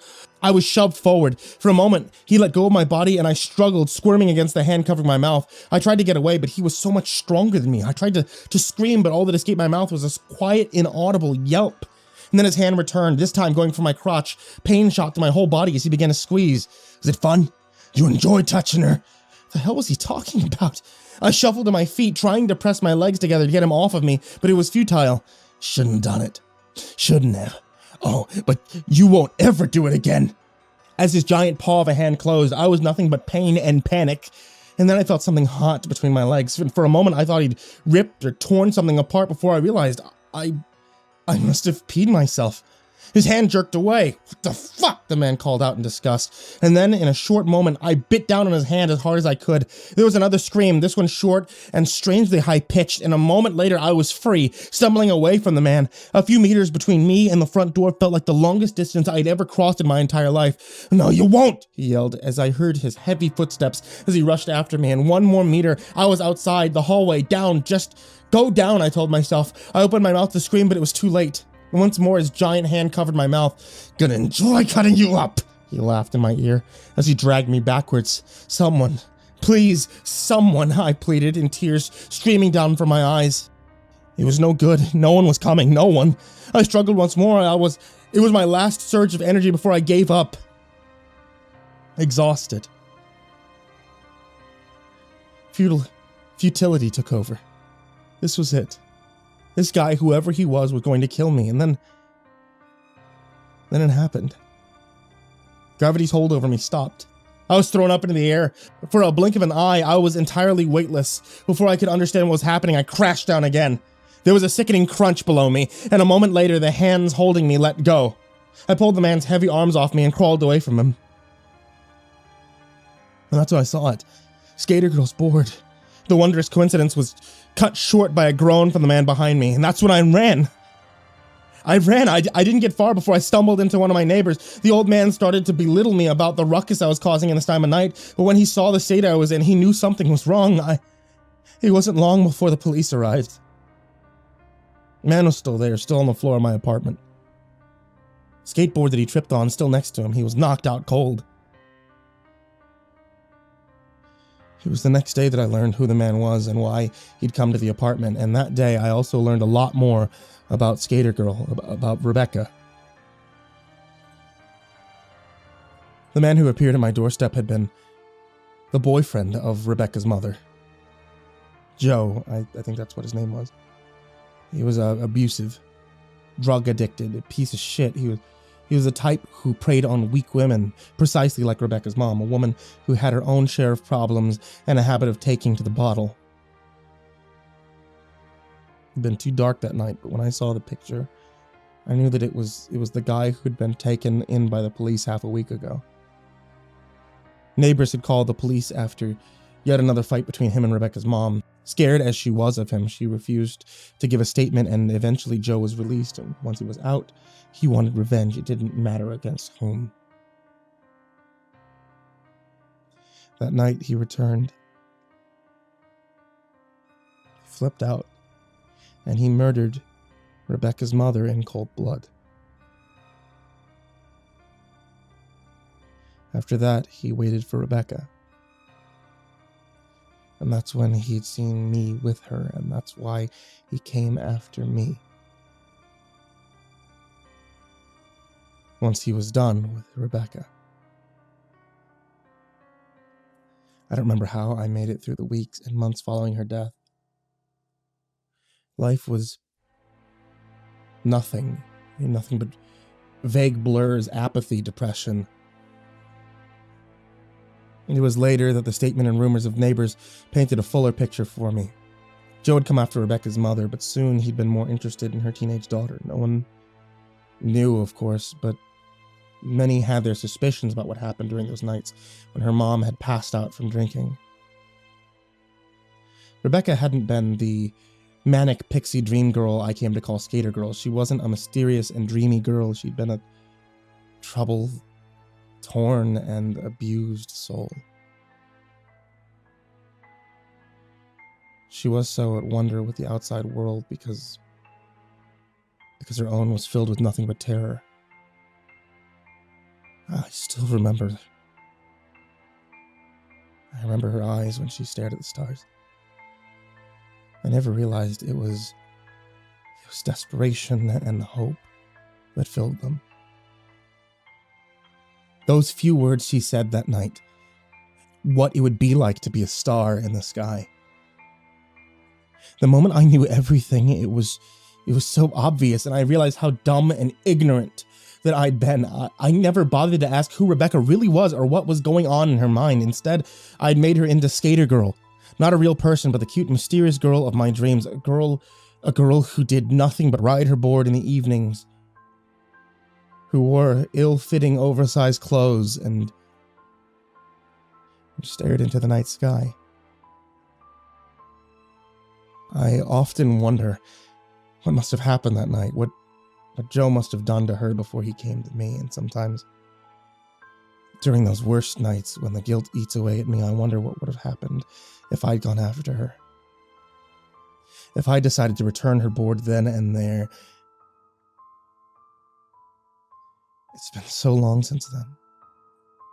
Yet I still think about her. Skateboard, her skateboard, it's still with me. A memory of this lonely summer break, of things that might have been, and an endless number of regrets. I still sit outside during those mild summer nights.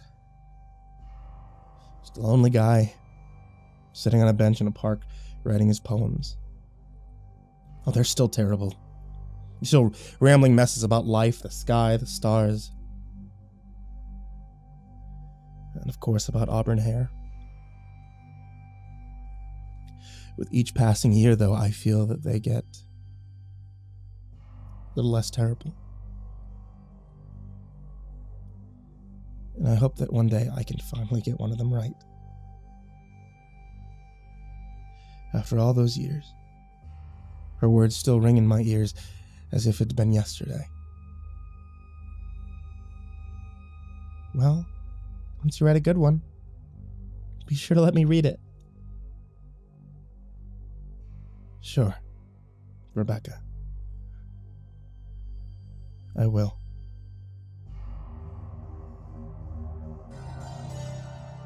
I was so proud of my wife when she added her name to the organ donor registry. It made me a little queasy thinking about parts of her roaming freely outside of her body. Still, I applauded her altruism. After she filed the paperwork, I didn't give it further thought. I assumed she would outlive me, and that I'd never have to contemplate the subject again. But life never works out how we expect. The year that followed the accident was extraordinarily difficult. I wouldn't wish the experience on my worst enemy. Barreled through all the stages of grief. I felt extreme degrees of emotion that I didn't realize existed. I went through therapy. I did my best to reassemble a life built for two. I tried to recreate our little rituals, visit our favorite restaurants, watch our cherished movies, cried to our special songs. I'd spend hours sitting alone at our special spot, a grassy hill that provided a spectacular view of an entire valley.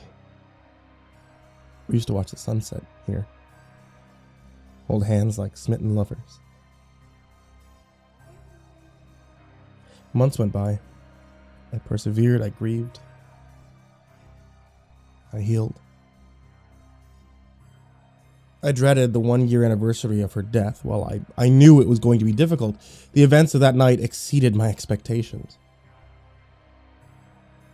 That evening, I took my in-laws out for dinner. We reminisced about the good times. We wept over the experiences that we would never have. We hugged, we said goodbye, and I drove home. I opened my front door to my pitch-black apartment. I turned the overhead light on. In front of me were 6 people, 3 men, 2 women, a young girl. They all sat on kitchen chairs, arranged in a straight line. They all stared at me, smiling. "Hello," I said. "What are you people doing here?" With a single, unified voice, they said, "Hello, honey bear." The 2 words sent chills down my spine. That was my wife's nickname for me. The last time I had heard it out loud was exactly 1 year before today. "Look, I'm calling the police if you don't leave right now," I shouted, fumbling with my phone. "What's the matter?" The 6 all said together. "Don't recognize me?" The synchronization of their voices was flawless. Even their mannerisms, the tilt of their heads, the raised eyebrows, the pouting lips, all perfectly lined up. I shuddered. I'd seen those unmistakable quirks on my wife's face countless times. "Listen, whoever you are, this is not a good night for bullshit, okay? Get out!" I understand you might be uncomfortable with my appearance, but this is who I am now. What are you saying? Who are you? It's me, honey bear, your wife. I collapsed heavy on my knees. I was already an emotionally fragile wreck. This was too much to bear. "That's impossible," I shouted, slamming my fist onto the carpet. "This is a disgusting prank. Get out!" Do you remember when I signed up to be an organ donor? You weren't comfortable with the idea, but you still supported me. What are you talking about? Each of the people you see before you contains a part of me. One by one, they stood up, uttering a single word, and sat back down. Pancreas, liver, heart, intestines, lung. The little girl stood up last and said, Kidney. Wait, so you people all received my wife's organs? I am your wife, they said. There's no one else here. My brain couldn't process this much lunacy at once. The room started spinning and I collapsed to the floor. This is impossible. It's not impossible, they said. And I need your help. No. This isn't real. This is wrong. What can I possibly do? The doctors who removed my organs still have my brain, and they're not respecting it. Every day I can feel them prodding and poking at it. It feels like an electrical shock, and I lose control. Together, you and I shall take it back. How? I must be reassembled. The little girl stood up and walked towards me. She handed me a piece of paper. I need you to buy everything on this list. I looked at the list. A single thick needle, a long spool of cotton twine, a set of heavy-duty brass chains, 10 rolls of duct tape, Gorilla Glue, a large tarp, a canvas bag, 2 flat-headed sledgehammers. What is all this for? I asked. They all stood up at once, and I felt 6 hands on my shoulders. Honey, you're going to have to trust me. I drove my truck to Home Depot and sped way over the limit to ensure I'd make it there before closing. I tried to concentrate on the road, but focus evaded me as my mind somersaulted over the implications of what I just witnessed. I missed my wife, dearly, and I would do anything to see her again. That being said, I was more than a little uneasy about my wife turning into 3 men, 2 women, and a little girl. Even though her speech was interpreted through a disturbing chorus of voices, it was still my wife. I had so many questions. How long had she been conscious for? How did she come back to life and control this flock of meat puppets? What was the purpose of this list? One question about the 6 people she controlled lingered uncomfortably at the back of my mind. Are they still alive? I arrived at Home Depot and sprinted inside. I grabbed one of the oversized shopping carts and went to work. I found everything on the list, put it all in the back of my truck, and raced home. I opened my front door and found the 6 of them sitting on the kitchen chairs. Fantastic, they all said at once. Honey, can you turn on the backlight for me? They all stood up in unison and walked single file outside. I turned on the light and I saw them standing in the backyard with the supplies I'd purchased. I was transfixed as I observed their gruesome labors. One of the men laid horizontal on the ground. He set his legs straight and placed his arms at his sides. The little girl then tied his legs and feet together with the chains, clasping it shut. One of the other men laid down parallel to the first. The little girl repeated the process. Then the third man sat on the ground in front of their heads and positioned his arms and legs so that he was spread eagle. He shuffled forward towards the other men, and they reached up, gripping his legs. The little girl then proceeded to use the long needle and twine and sewed the men together. I winced as I watched the sharp needle piercing into the meat of the men's flesh. They didn't even flinch. I approached the grim spectacle. What are you doing? Isn't it obvious? They all said at once. I'm attaching my legs to my torso. The 2 women then approached the men's torso, and feet first, they placed themselves in line with the men's arms. The little girl then repeated the process. She chained their legs together and sewed them securely onto the torso man's arms. The women lifted their arms over their head. The little girl dabbed the glue to their wrists and held them together to form a single, grasping 10-fingered hand. The little girl surrounded the entire Gestalt creation with a thick covering of duct tape.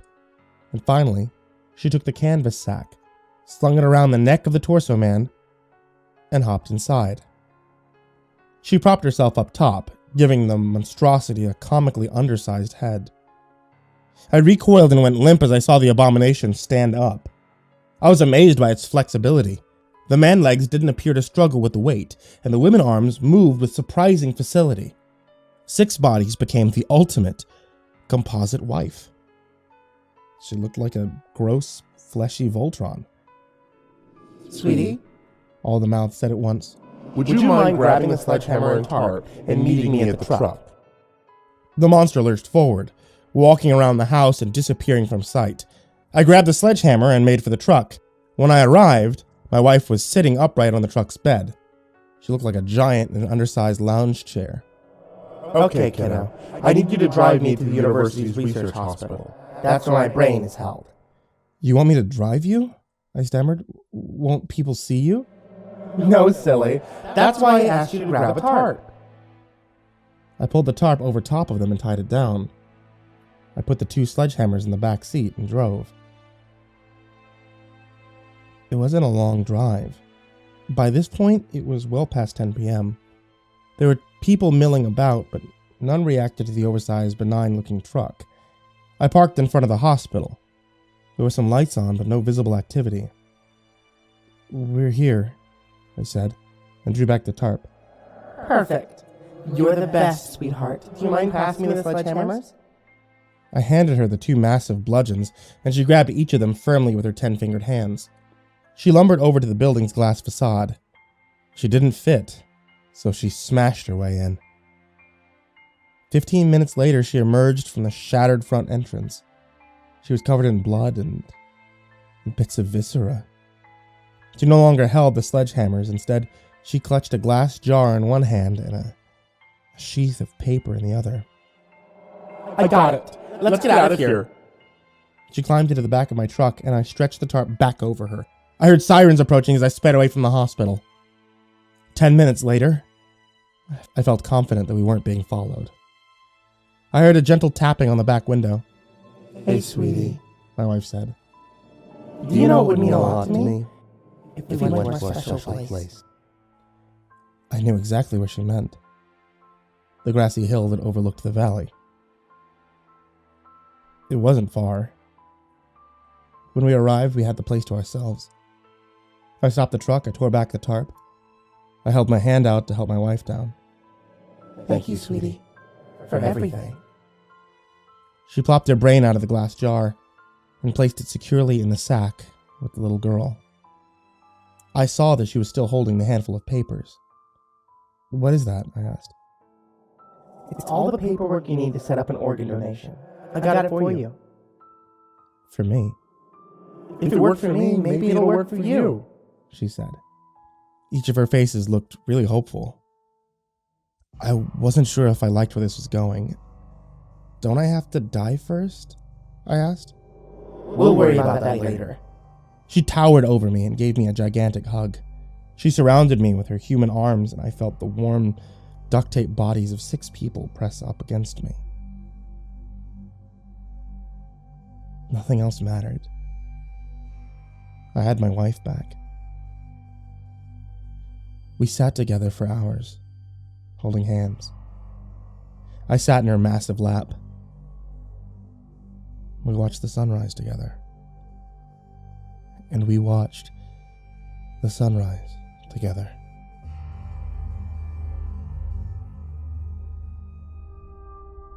Turbulence shook the plane as I clenched the armrest of my seat. My nerves were already short-circuiting considering this was my first deployment. On top of that, I was just fucking hating flying. We were landing at Manas Airport, Kyrgyzstan. It was a small base not far from there that acted as a transfer hub for all troops heading to Afghanistan. As the plane landed and we began moving into the gangway, I felt the frigid air penetrating my thick uniform. I could see my breath blowing in front of me like a cloud of white smoke. This was a stark contrast to the tropical paradise we had left only a day prior. Soldiers shuffled off the airplane, through the short walkway and into the lobby of the airport, where we were instructed to sit down and await further instructions. Typical military style, hurry up and wait. Soon after, we were given orders to remove the heavy winter coat from our duffel bags in preparation to go out into the harsh climate. January in Kyrgyzstan was no joke. The temperature had to be at least 20 below zero. I reached in, pulled out my jacket out of my duffel bag and up into my uniform, then slung the bag over my shoulder, and proceeded to follow the mass of men and women outside. The air struck my face, removing any moisture from my skin almost immediately. My eyes began to sting and my throat grew scratchy as I inhaled the freezing air. Luckily, it was only about a 20-yard walk to the buses, where we'd be sheltered from the cold for another 15 minutes or so as we were transported to the base. We pulled up to the gate, guarded by 2 armed soldiers carrying AK-47s. They wore Unshenka hats and heavy coats. As they boarded the bus, they began going over the rules of the post in their thick Russian accents. "There'll be no saluting," the first one began. "This is a neutral base, but still a war zone. We don't need enemies knowing who is in command." The other one followed without hesitation. "There is no alcohol on this FOB. Smoking is allowed in designated areas only. There are 2 dining facilities, one located at the northern end of the PX, one located at the southern of the tent city." They must have done this speech 1,000 times, going back and forth with ease. "Weapons will not be carried. You are to check your weapons into the armory for the duration of your stay. When you depart, you will check your weapon out. Most importantly, should you hear any alarm of any kind, Find your way to the nearest bunker and wait for the all clear. Welcome to Manus, they both said together, before turning and departing the bus. I turned to the soldier sitting next to me, last name Cook. We had both been in the same unit for under 4 months, but unlike me, he had been through the deployment process before. No weapons? I asked, dumbfounded. It seemed counterintuitive. They've got guys stationed here. If there's any need for them, they'll be the ones who handle it, he replied with a combination of anxiety and frustration. I could tell that although this wasn't his first deployment, it wasn't any less stressful for him. I nodded and faced forward, resting my head on the dark green duffel bag in my lap. The bus stopped and we were shuffled off into large tents, about the size of a school gymnasium. Inside was surprisingly warm, with hundreds of bunk beds throughout. This was going to be home for the next 2 days. I quickly located my bed. It was easy considering the bunks all had a small piece of masking tape with our names crudely written in black marker. I set my bags down on the mattress and made my way through the crowds of people to find my buddy Travis. We went by last names though, so I usually just called him Weathers. He was my roommate back at the barracks in Hawaii, and we had become pretty close. "Yo, Weathers!" I shouted as I spotted him. He jerked his head up and began scanning the room. I waved my arms over my head as I made my way through the crowd. "Ah, hey buddy," he said as he spotted me. He was a real laid-back guy and spoke with a smooth southern drawl. "Want to go burn one and then hit the DFAC for some grub?" I asked him as I made a smoking motion with my hand. There was a pavilion just outside of the tent that acted as one of the designated smoking areas we were told about. It had been 27 hours, give or take, since my last smoke. I was aching for my nicotine fix. In addition to that, I was downright starving. "Yeah, for sure, man. You should probably go grab your beanie, though. It's cold as shit out there." He motioned my head, bald with a fresh buzz cut. "True," I said, turning around and heading back towards my bunk. "I'll meet you outside," I called back. After rummaging through my bag, I pulled out various military-issue items. I finally found my beanie and gloves. I slipped the beanie over my head and the gloves onto my hands before heading out into the smoke pit. We finished our cigarettes in record time. The combination of cold and the craving for nicotine caused me to suck down the entire stick quicker than ever. We left the smoke pit and headed to the dining facility, or DFAC for short. As we walked along the snow-covered path heading south, I noticed the ground vibrating beneath my feet. "You feel that?" I asked. I turned my gaze and saw Weathers looking around confused. "Yeah. What are you—" He was cut off by a blaring alarm. It was odd, but answered our question as to what could be making the ground move under our feet. We reluctantly headed to a small concrete bunker nearby. They were all over the base, so finding one wasn't difficult. We sat there as the alarm died down, talking about things we already missed back home. "Oh man, I'm already wanting a beer," Weathers said. "And some Taco Bell," I replied, laughing. Finally, the all clear sounded, and we departed the bunker. As we walked towards a small tent that they called a dining facility, I noticed the ground shaking once again. This time, however, it was followed by a loud rumble. In the distance, snow-capped mountains lined the horizon, about 5 kilometers away. A vibrant beam of light erupted from the tallest peak, shooting straight up into the sky. The rumble grew louder, and the shaking grew more pronounced. The sight of the shooting blue light sent chills down my spine. Anxiety gripped my chest like a vice as the endless possibilities of what it meant began to run through my head. "What is that?" I asked Weathers, trying to keep my balance as the vibrations became more violent. "I don't know," he replied, moving his hand in front of his eyes in an attempt to block the light. We heard a thunderous crash and the ground tremored, sending us falling forward. After a moment, the movement came to an abrupt halt. Then the blaring alarm began whooping across the base. When I looked up, a deeply unsettling sight painted the distant horizon. The mountain where the thin column of light had shot into the sky was now gaping open, split in half, a deep fissure radiating a silvery blue light from deep within. I could hear something faint that gained in volume as the seconds passed until it was nearly deafening. Weathers and I quickly shot our hands up over our ears in a vain attempt to shield them from the piercing screech. It did little, if anything. As the wailing died down, Weathers and I looked up at the mountain. Troops began to mobilize, running to jump into MRAPs mounted with 50 caliber automatic machine guns. I could hear the distant chopping sounds of helicopters running up, preparing to take off. What happened next was both horrifyingly incredible and unforgettable. A giant creature of some sort rose from the hole. I could describe it as something more than just a A creature, but it wasn't human. It wasn't like anything I'd ever seen before. It stood remarkably tall, at least double the height of the mountain, walking on two legs that bent backwards like that of a crane.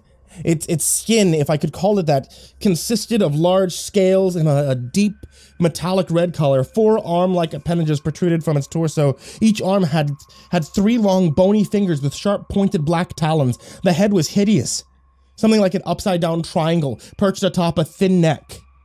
2 segmented eyes reflected the bright light coming from inside the pit like a disco ball. 4 small pincers at the bottom of the head moved independently. Streaks of drool and slobber streamed down from the limp purple tongue that hung out of its odd mouth. It let out a deafening howl. The pincers extended outward as its horrific shout echoed through the skies. I felt as if my brain would turn to mush as the shrill sound entered my eardrums, and I strained for a moment, trying to keep from passing out. It stepped out of the hole towards the base. Its slow, heavy movement shook the earth as it walked methodically towards the base, destroying everything in its path. The military personnel who had been stationed there seemed almost unfazed by this point, slowly moving towards the bunker like a herd of cattle. They seemed to understand what was happening, which only accentuated the fear in my mind. This was not normal, and how they could view it as such was incomprehensible. My hand shot up over my mouth in sheer terror. There was absolutely nothing I could do. I had no weapon, and even if I did, what good would an M16 do against something that big? Weathers seemed to feel the same. He quickly shuffled to his feet and reached over, extending his hand out in front of me. I didn't hesitate, quickly taking hold and pulling myself to my feet. "Go! Go!" he yelled, motioning in the opposite direction of the monstrosity. I wasn't one to argue with reason and quickly followed suit. We ran back past our original bunker location where masses of soldiers and civilian contractors were gathered. Some shook with horror, others simply waited patiently, unfazed by what was happening. A deep rumbling chop took my attention away from the ground and the skies, where I noticed a huge helicopter unlike anything I'd ever seen, halting me in my tracks. He was jet black save for a large blood-red sickle and a hammer painted onto a large cargo door on the back. Its Colossus rotor spun at an intense speed, a deep thwap sounding with each rotation. The cargo door, which took up the entire rear of the massive chopper, began to lower at its middle, its approach to the behemoth. It was hard to make out what emerged from the inside, but it appeared to be some sort of cannon. It approached the monstrosity that had now cut the distance between the mountain and the base in half and spun around. The cannon hung out of the rear and now appeared to be aimed directly at the thing. I heard a noise, something like a high-pitched winding up, followed by a deep melodic hum. It appeared to affect the monster, setting it into a daze. It began to stumble about, shaking the ground as it struggled to catch its footing. Weathers simply looked at me baffled, and I returned the gesture, unable to fully comprehend what we were witnessing. It was as if this was a usual occurrence, like this response had been rehearsed time and time again until they had finally gotten it down to choreographed movements. As the monster sloshed about, fumbling over its massive feet, the helicopter seemed to keep its distance. It would jut about, moving to maintain its aim with precision. The mountainous creature began to retreat, stumbling back towards the area which it had emerged from. The deep vibrations continued piercing the air, acting as some sort of sonic lullaby used to force the beast back to its resting place, and it made the trip back to the mountain just as quickly as it had escaped. And just as fast as it appeared, it fell back into the canyon. As it landed beneath the horizon, a deep crack shot through the skies, echoing in the distance. The ground rumbled beneath my feet, and the white light grew so bright that my eyes instinctively sealed tight. After a moment, I slowly allowed my eyes to open. I peered off into the horizon where the mountain had seemed to repair itself. The beam of light no longer jumped into the sky, and all had settled into an eerie calm. The giant hello had begun its return to the base, and I heard a voice come over the intercom of the base. "All clear." It started a few months ago, around her birthday. Claire came home from work and was smelling like, well, Axe body spray. At first I brushed it off. Not my wife. She loves me. We've been faithful to each other for years. Then doubts start to creep in. I had to start working late shifts, the weekends too. Since we'd been behind on our mortgage, my time at home has literally been less than 5 or 6 hours a day, and most of the time it was spent asleep. But she rarely complained. In fact, most of the time she seemed happier when I left. Then one day I tried to kiss her on her neck and I saw a blemish there. You know, as if someone else's lips had touched her skin. My first mistake was confronting her head on about it. Of course, she denied. She yelled. She called me a bad guy. Typical cheater behavior. Worst of all, she got what she wanted. Insisted I start sleeping downstairs and saying that we needed a separation, maybe even a divorce. All I got out of it was desperation, depression. She insisted that she was still faithful to me, but all the signs were there. I just didn't have the proof to back it up. What you need is a security system for your home, my buddy Chad said one night when I went to drink away my troubles. Wouldn't she realize what I was getting it for? I pointed out. So don't tell her. Wait until she's out of the house. Make it discreet, cameras, the smoke alarms, all shit like that, he said, as he downed his whiskey. His half-brained scheme didn't sound that bad. I knew that Claire had said that she was going to spend the next few days at her mother's house to supposedly let things cool down between us. If I was going to get into the bottom of this, it was now or never. So that's what I did. As soon as I knew that she was gone, I contacted a local shop and I had them come that afternoon. The technician didn't ask any questions, just put them exactly where I said I wanted them. And even threw in one of those little doll cams as an extra bonus.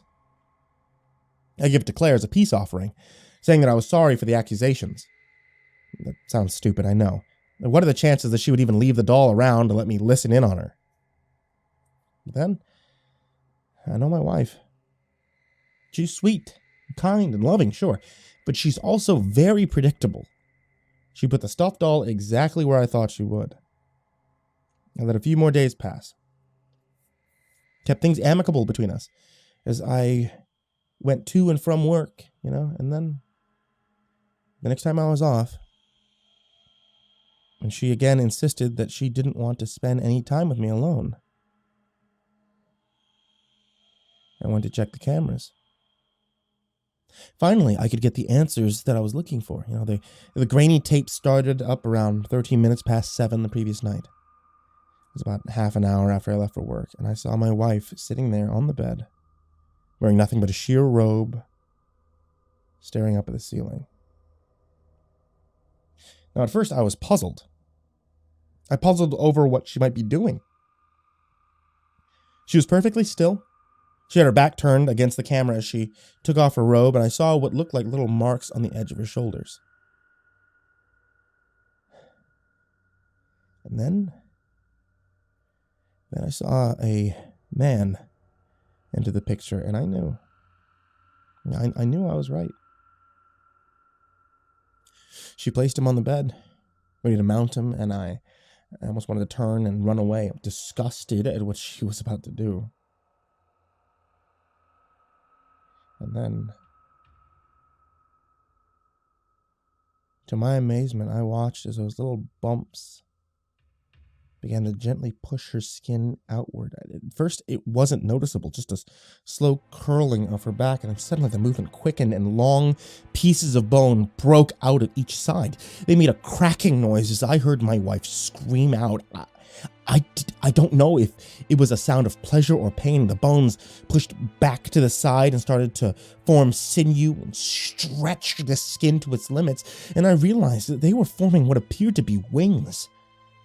Her lean form bent over towards the man she'd been seducing for the night, and I watched in abject terror as her mouth widened to reveal rows of sharp teeth, more than even a shark might have. Her lover's screams were now the ones that filled the void of the room. Blood spattered on our clean sheets, muscle and skin ripped apart like wrapping paper. Her fingers gnarled into his open chest cavity like claws as she ripped out his beating heart and began to chew on it like a piece of jerky. Her wings spread wide, and she lifted her meal from the bed, moving him to the floor right in front of the camera to finish him off. I don't know how long she continued to eat. I couldn't bear to watch any longer. And then I looked towards the room in confusion, trying to understand how it was possible for the video to correlate with my pristine room. I never knew her to be a good cleaner. And sure, there had to be trace evidence of the bodies that she had likely disposed of time and time again. And then I heard a noise behind me and I turned to see her standing there. She saw what I was looking at, the footage, and I'm certain that if I could see my face, it was likely paler than a ghost. Without a word, Claire crossed the room, looked down at the doll, playing with the strings like a cat might a ball of yarn, and she crushed it slowly in her hand.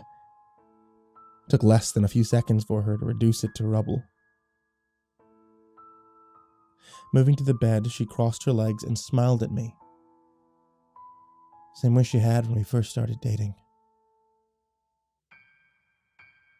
So, what happens now? She asked. I found myself at a loss for words. Finally, I went over toward her and smiled nervously, remembering the other cameras in the house, remembering she didn't know what all I had seen or if I had saved anything.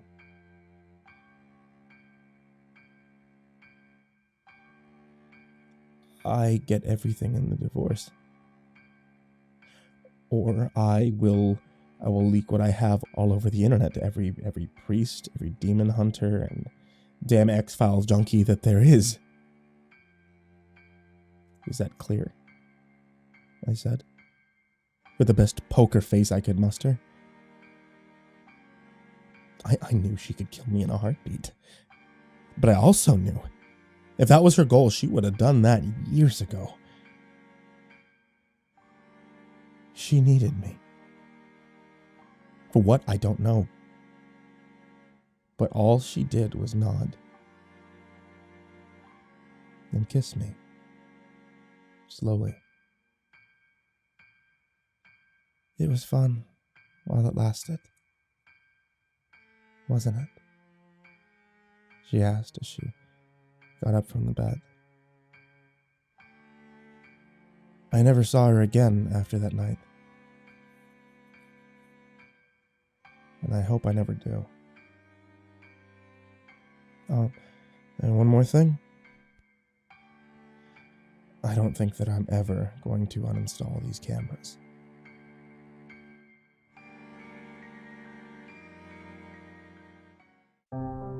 Hey there kids, it's me, Mrcreepypasta, and I just want to make sure that all of you guys are still staying safe and doing your best to stay inside and keep yourself quarantined if you can do so. For those of you who can't, really appreciate you guys doing what you have to do. So, all the best to all of you who are still working, and all the best to all of you who are forced to kind of stay home and are not able to work. If you guys are missing out on a lot of the conventions, which at this point, all of them that I was planning on going to this year, with the exception of San Japan, looks like have been either canceled or pushed back. If you guys were looking forward to any of the conventions this year and are missing out on a lot of the artwork from some of your favorite authors or artists, take a look in the description down below. At least until the quarantine is over, you'll be able to find links to a bunch of my artist friends as well as authors in the description of every video. And of course, I will be bringing you guys stories every single day from now until the end of time, available here on YouTube as well as here on the podcast on Spotify, Apple, iTunes, and Google, and wherever else you can get podcasts. And now a very special thank you, big thank you, the biggest thank you I can possibly give to all of you who support on patreon.com/Mrcreepypasta, who help keep the lights on in my house. Patreons such as Jordan Alexander Sanchez, Ken Lando Higuchi, Brianna Van Tine-Janzen, Chompski, TheRedOakShieldVirus, Sindee Barney, G. Weevil 3, Diana Kraus, Stephen VanHuss, Tristain Pelton, Nico, TheGingerBroz, Dante Rowe, Raphael Rodriguez, Lastbladesong, Eliminator 86, Nebsky, SteampunkSinner, Kaleb Dougal, Daniel Poulsen, Sky Harbor, The Homeless Bird 93, Gabrielle Undefined, Barbie Carmen, Liam Newman, Aaron Stormcrow, Dr. Strawberry, Barbara Masio, Thomas Burgett, Azazel Rotten, Let's Get Scared, S-Man, Brandy Hasanori, and King DDD. Thank you guys so much for supporting on Patreon, as well as all of you that are shown in the description down below. And sweet dreams, everyone.